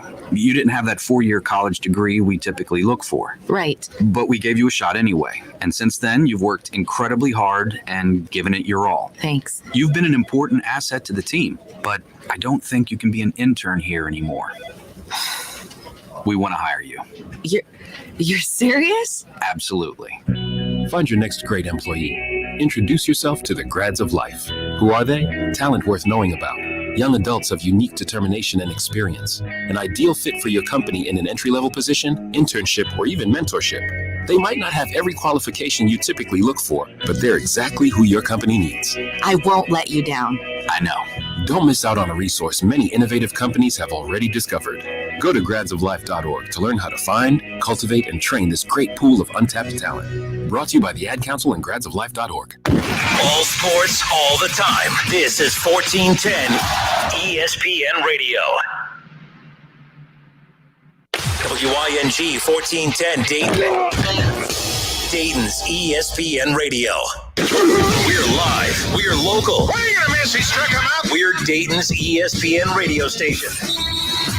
Now, let's send it to the WING studios for Dayton's only local sports talk show. It's the Justin Kinner Show with Kev Nash, presented by Orion Sports Medicine.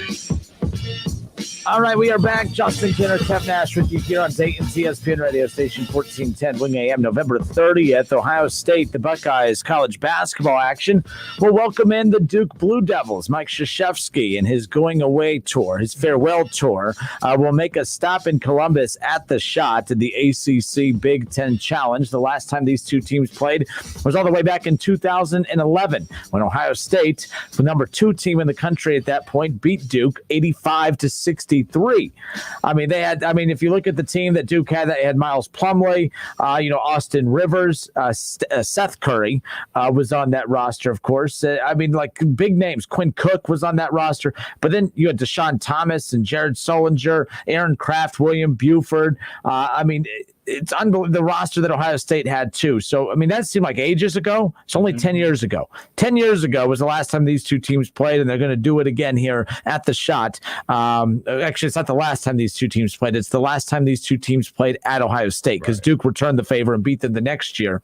But nonetheless, pretty cool. Excited about that. The farewell tour will be making for Coach Krzyzewski. Will make a stop in Columbus at that. So, what's funny is I came across this tweet that Ohio State, their men's basketball Twitter account put out, Kev, that the last time back in 2011, they tweeted this out, or is the Ohio State on their Big Ten Network, their Twitter account. In fact, I just retweeted it, so go check it out. But the scenes from the last time Duke came to Columbus to play in 2011, in the front row, there's LeBron James and Dwayne Wade.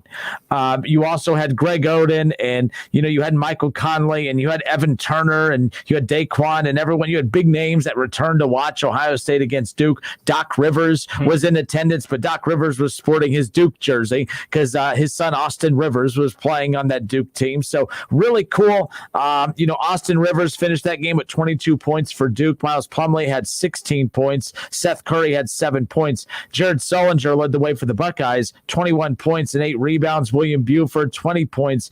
Aaron Kraft, everyone's favorite Buckeye here in the Miami Valley, of course, right? He finished with 17 points and 8 assists. He was 3 of 4 from behind the three-point line. So they just didn't have any shutdown defenders like the Flyers did in the Elite Eight, or in that Elite Eight run that they made that year. So nonetheless, but pretty cool. I love that.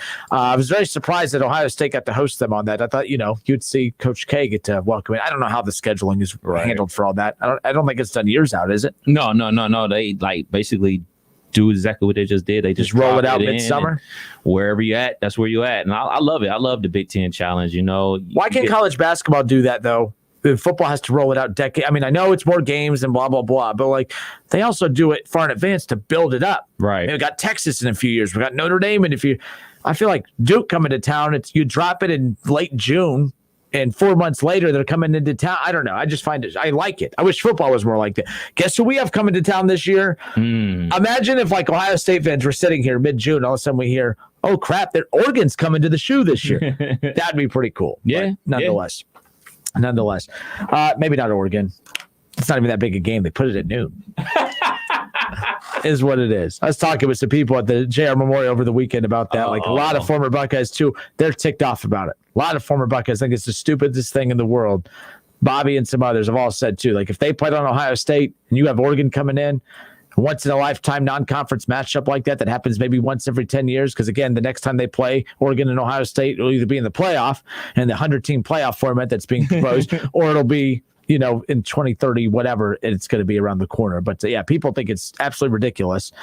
Even the coaches found out from people that the coaches find it infuriating as well, but they got to do the hunky-dory. Everything's fine and dandy, rainbows, butterflies, and sunshine. They'll be all right, man. They'll adapt. And the thing about it is, you talk to a bunch of guys who play in the era of when it shifted to night games and everything like that, and everything became about the night game because back in the, in the early 90s and late 80s, there were no night games. All the games were played at noon and 3:30 and 6, and everybody was home by 9 o'clock. So it's just the evolution of college football. People will adapt. I'll adapt. It's all good. Don't worry about it. As long as they're playing, that's all. And especially that they're playing. They're playing football, and there's going to be fans in the stands. So I'm not about to be too picky about the kickoff time.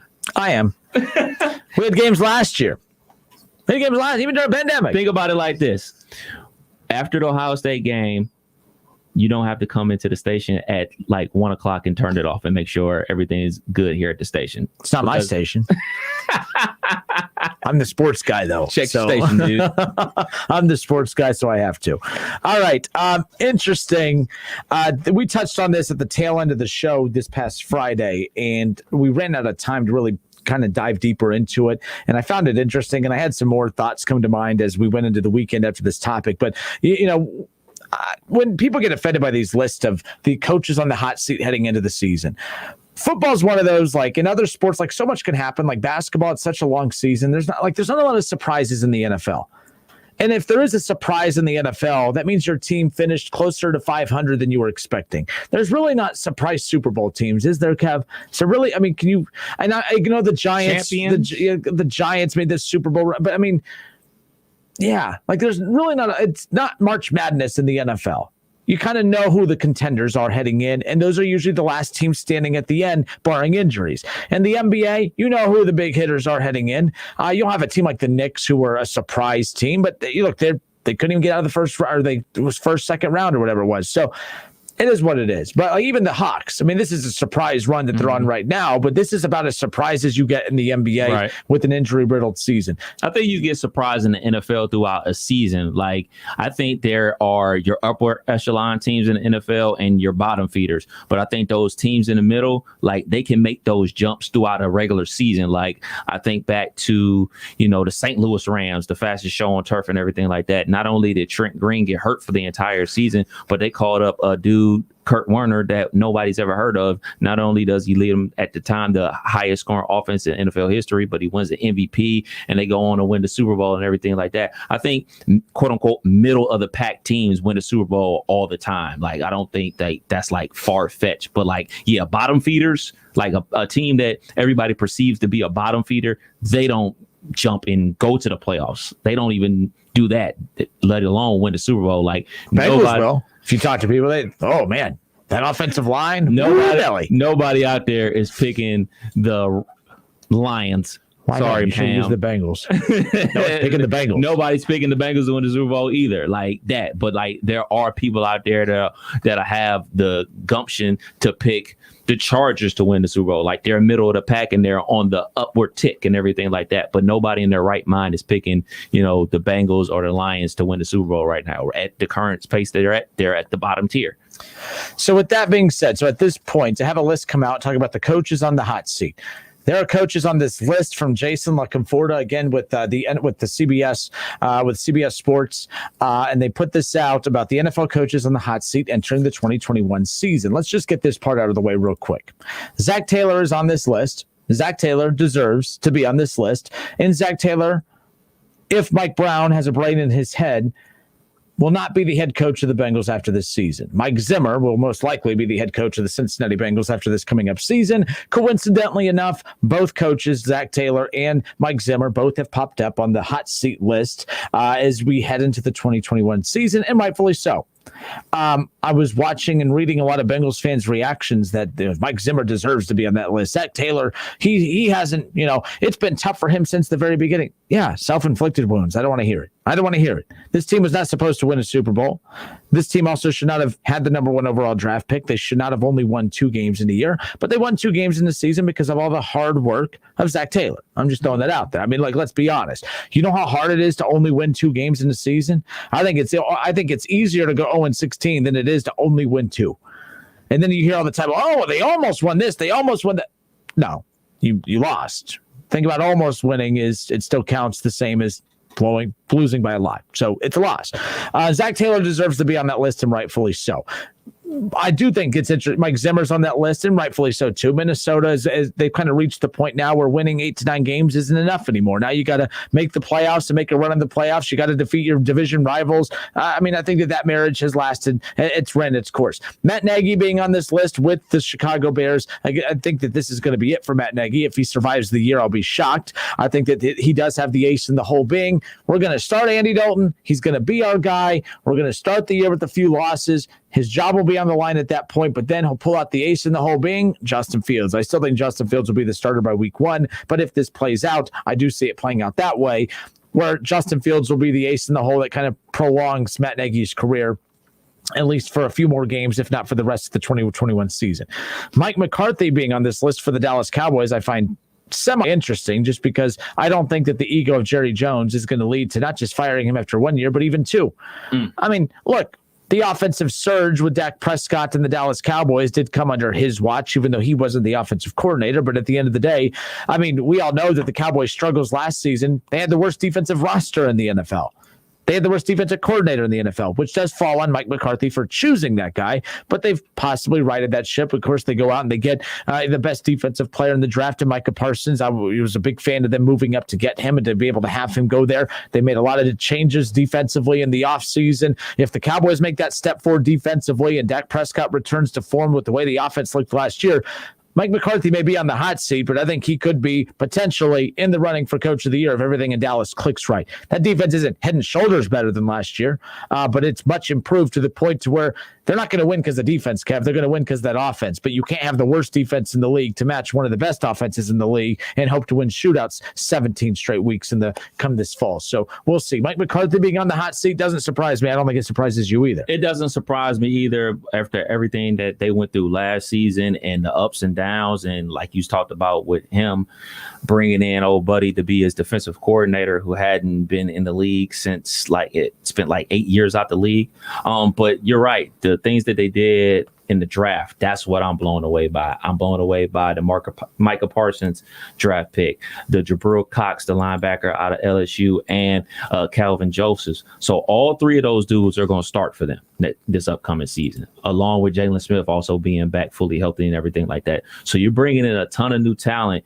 Now you got to get all that talent on the right page and be able to produce and get 3 and outs and to get turnovers and everything like that. I like the youth movement that they did on defense. They basically, every pick that they used in the draft was on defense. So I like that. That's smart football right there. So I think the Dallas Cowboys are primed for a good run, at least to the NFC Championship, to be perfectly honest. I like the Cowboys this year a lot. Yeah, because the one thing they have that everyone else in that division does not, if they know who they are offensively and they know who their quarterback is. Yeah. The Giants think they know what they have in Daniel Jones, but they don't know. They're hoping that, they're doing the Baker Mayfield thing where they give him every weapon imaginable and saying, all right, if you fail, it's on you because we got you an offensive line. You got Saquon Barkley. We added weapons in the offseason, wide receiver wise and stuff. So if they fail, it's going to be strictly on him. Washington, Fitzpatrick, it's a Band-Aid, not they didn't, it's not.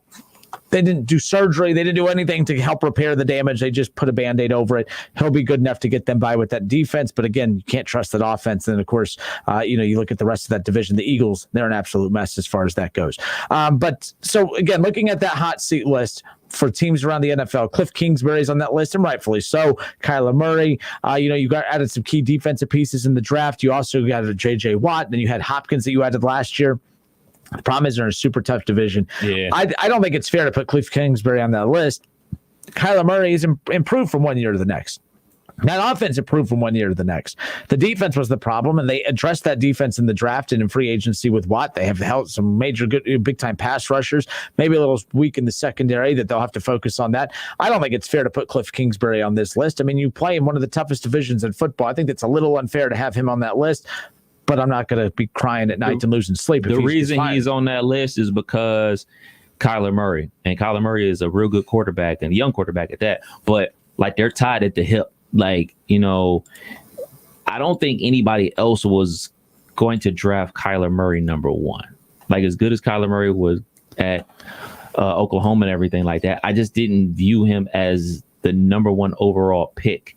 And they brought in Cliff Kingsbury. He blew them away in the interview process. You got to remember, Cliff Kingsbury was set up to be the offensive coordinator at USC. He was set up, signed a contract, was about to start recruiting, all that good stuff.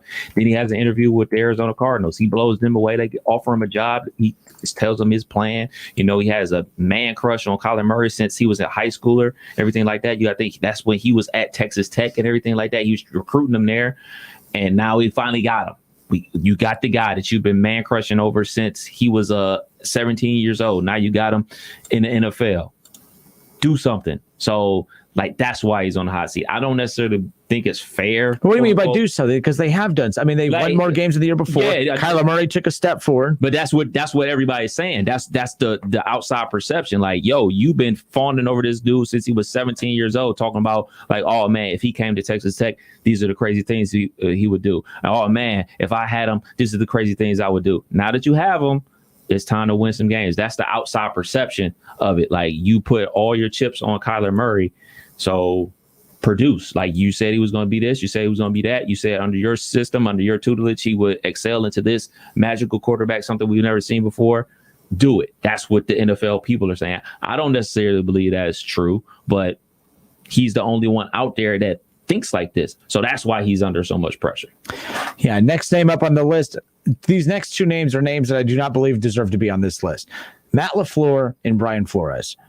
Matt LaFleur, you said it was a scapegoat situation last week. Matt LaFleur, you can argue, and look, Aaron Rodgers has been great his entire career. But the reason that things started dwindling downhill when it came to his relationship with Mike McCarthy was because of the way that the offense was being called. Mike McCarthy wasn't pushing the right buttons, but Mike McCarthy was the winning head coach of a Super Bowl team, as was Aaron Rodgers, the quarterback of that team.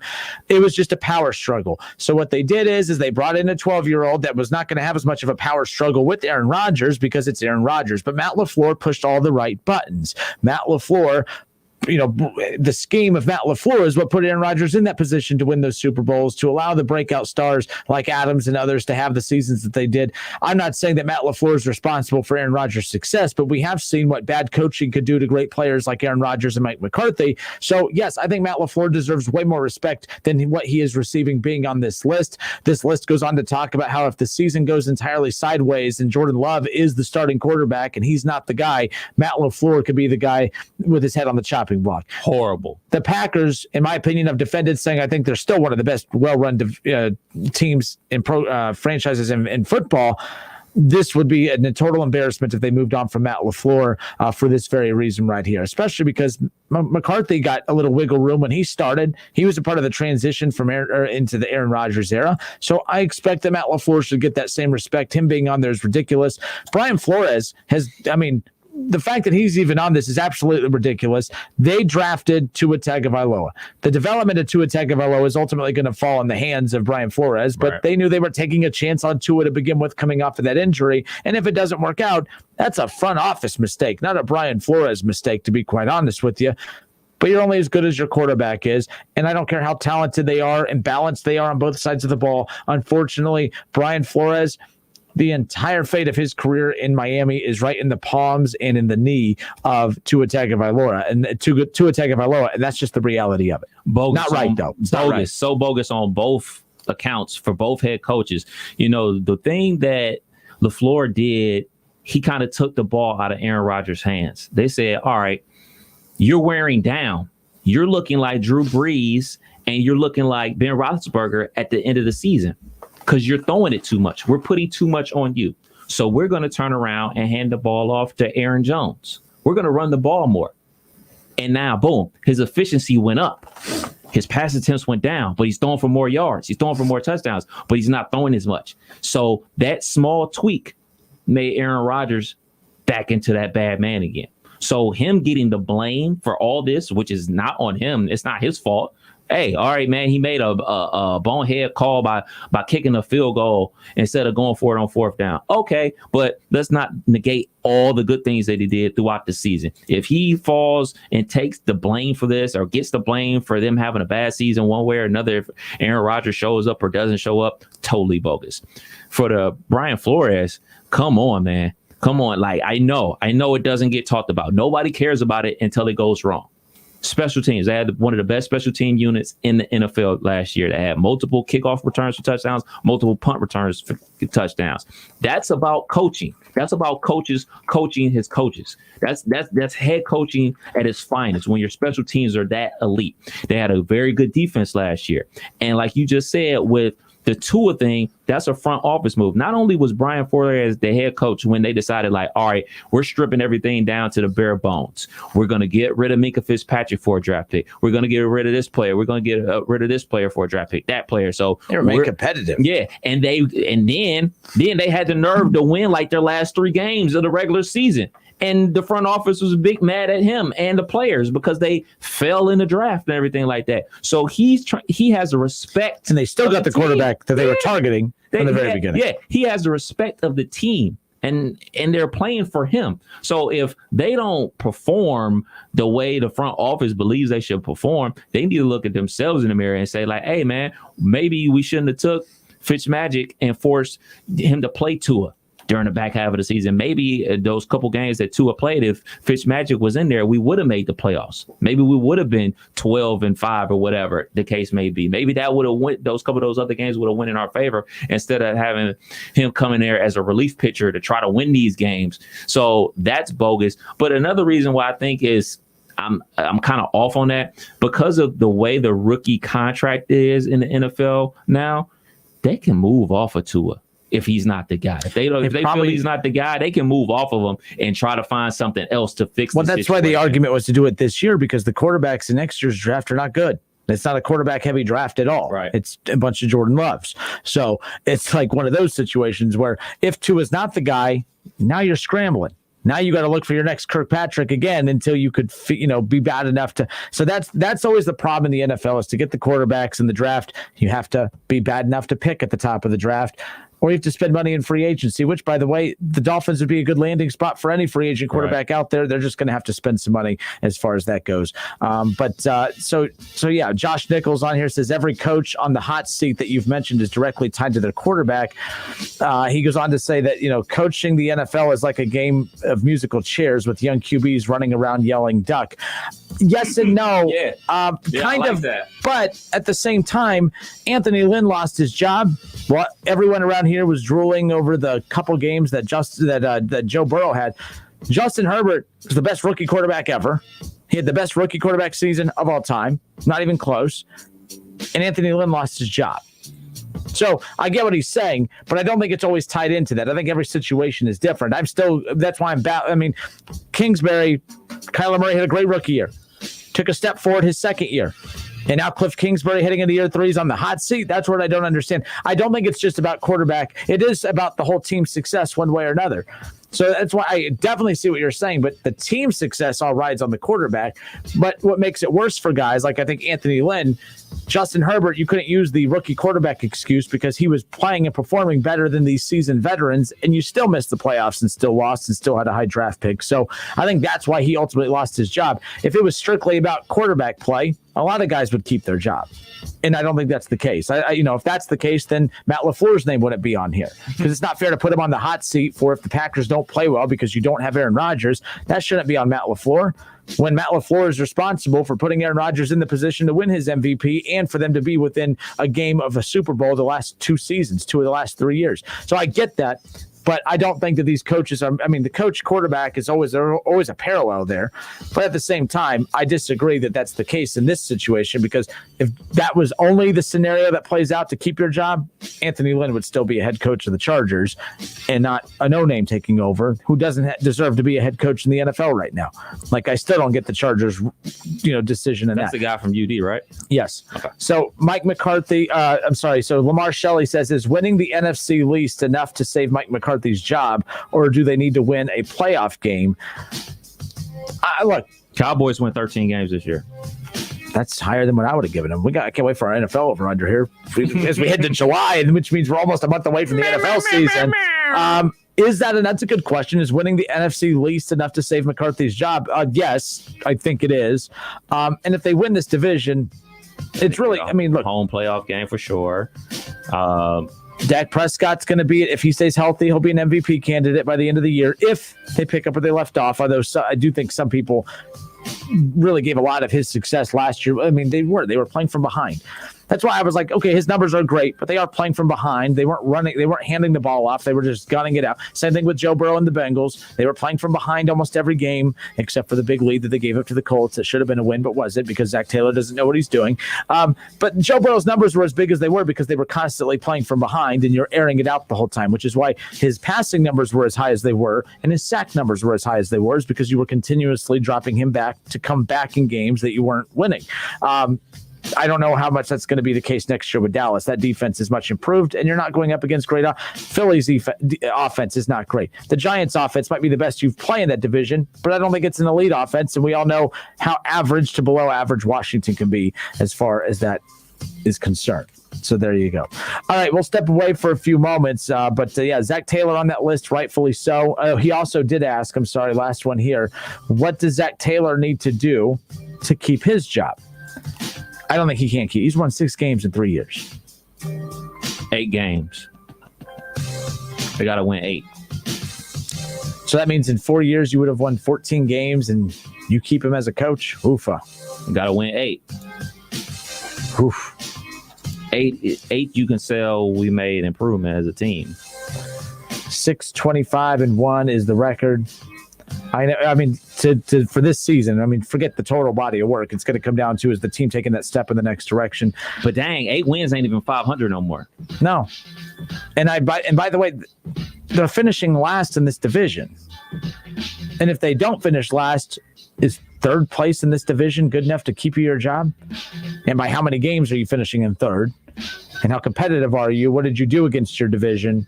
If you don't beat the Ravens, you don't beat the Browns, and you don't beat the Steelers or even split with the Steelers, if you only have one team win in your division this year, yes, Zach Taylor will be fired by the end of the year. I just think the problems stem deeper than Zach Taylor, to be honest. But this team has spent $250 million the last 2 off seasons, and they still might finish in last. Yeah, Zach Taylor's gone. Not all his fault, but addition by subtraction. You might have a chance to get Mike Zimmer at that point, and I'm going to be a big fan of Mike Zimmer. Man, what are people going to sell? Lots of teams sell them. Man, we were 8-8, and that's like a, hey man, we turned in the corner. But now there is no 8-8. There's 8-9. That's like you still got to lose in record. There's no more 500. Yeah, unless you just forfeit a game. But no, you can't forfeit. That's still loss. Is what it is. Oh yeah, and the Cowboys, Dan Quinn is their new defensive coordinator. I like him as a defensive coordinator with those new young defensive pieces they have. And then you look at CeeDee Lamb and Amari Cooper and Zeke. Hopefully Zeke can think about how filthy Atlanta's defense was when they went to the Super Bowl. I know they gave up that big lead to New England and everything like that, but they caused the most amount of turnovers that year, and they were second in the NFL in sacks. And he was the defensive coordinator. Not the head coach and the DC of that team, and he was the DC back with Seattle. So there's a pedigree there. Yeah, I'm big on the Cowboys this year. 13 wins for the Cowboys. Lamar Shelley says, then why not fire him now is my question about Zach Taylor. And I'm like, thank you, Lamar. I've been saying that from the very beginning. The second that they announced he was coming back, I said, what are you doing? Zach Taylor has won 6 games his entire stretch here in Cincinnati. What are you talking about? No, he should not be the head coach of the Bengals. I agree with you, Lamar, even though I know that's not what you were saying. Another year last place. We'll be back in a moment. By the way, your Steelers, they added to their offensive line, addition by subtraction. We talked about that. Trey Turner. Yes, sir. Who the Bengals should have gone after. That name was on the list of guys that from every report I read out there that they should have been targeting. But hey, they got that kicker at least. We'll be back in a moment. More of the Justin Kinner Show with Kev Nash, presented by Orion Sports Medicine next. It's the Justin Kinner Show with Kev Nash, presented by Orion Sports Medicine. ESPN 1410 Wing AM weather. This afternoon will be mostly cloudy with a chance of showers and thunderstorms, a high near 92. Tonight will be partly cloudy, a low around 73. And tomorrow will be mostly cloudy with a chance of showers and thunderstorms, a high near 92. I'm Pete Spivak for 1410 ESPN Radio. What makes the perfect workout? Being able to ride, lift, and stretch in one place with motivating instructors. Y'all look so good out there, Peloton. Classes that always work around your busy summer schedule. Push, Peloton. You've got 20 minutes of opportunity on this ride. Instructor-curated playlists for every mood. Let's turn it up. Come on. Now what if you had it all? Right at home. The Peloton Bike. Nothing like working out from home. Visit onepeloton.com to learn more. There's nothing better than a fresh-made home-style meal, but not everyone loves the hassle of cooking. At Lee's Famous Recipe Chicken, home-style happens here with our famous 12-piece family meal at a great price. This famous family meal includes 12 mixed pieces of Lee's fresh, never-frozen chicken that is honey-dipped, hand-breaded, and cooked to perfection, plus 3 large sides and 6 fluffy biscuits. Get a home-style meal made easy today with Lee's 12-piece family meal at a great price. Only at Lee's, famous for chicken. I struggled with symptoms like frequent gas and stomach pain for years. I was bloated all the time with daily diarrhea. At first, I thought it was what I was eating. I kept thinking it was stomach issues.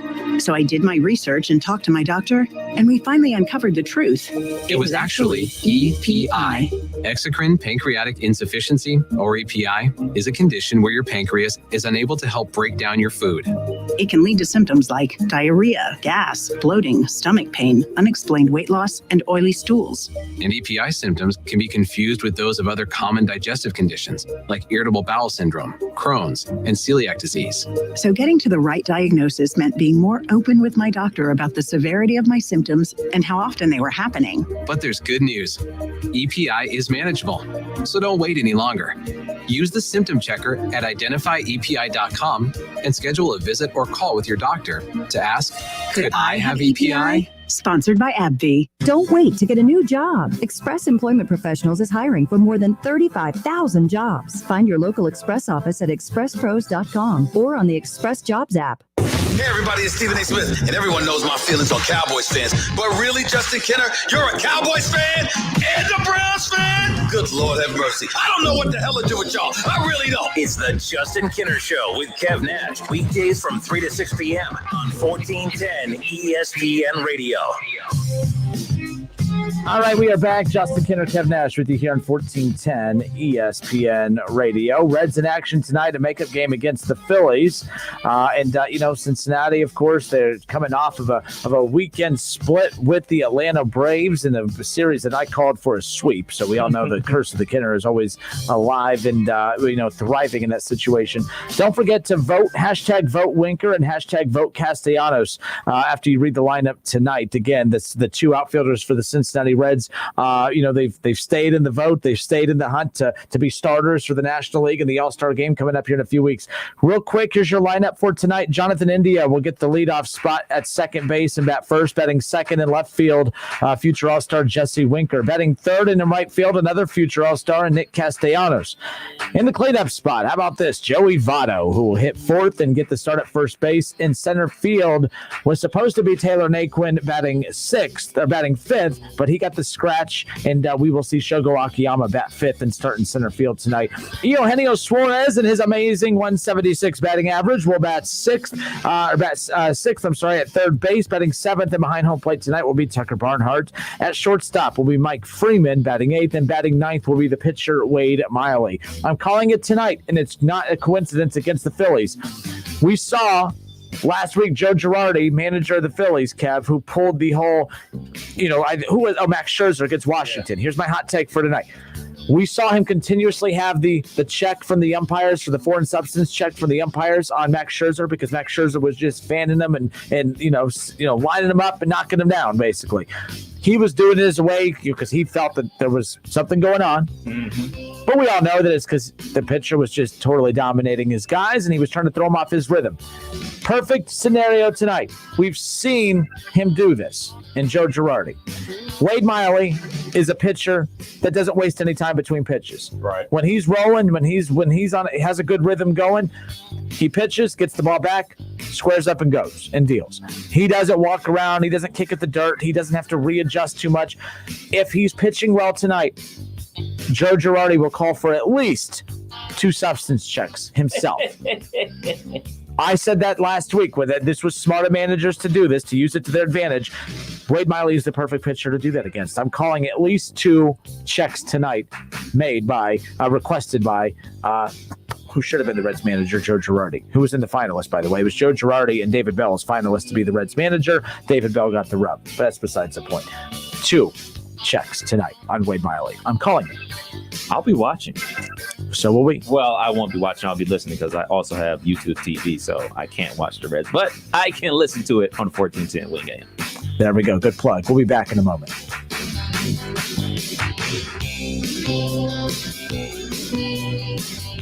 It's the Justin Kinner Show with Kev Nash, presented by Orion Sports Medicine.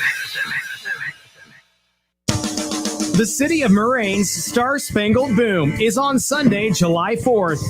The fun begins at 6 p.m. with amusement rides.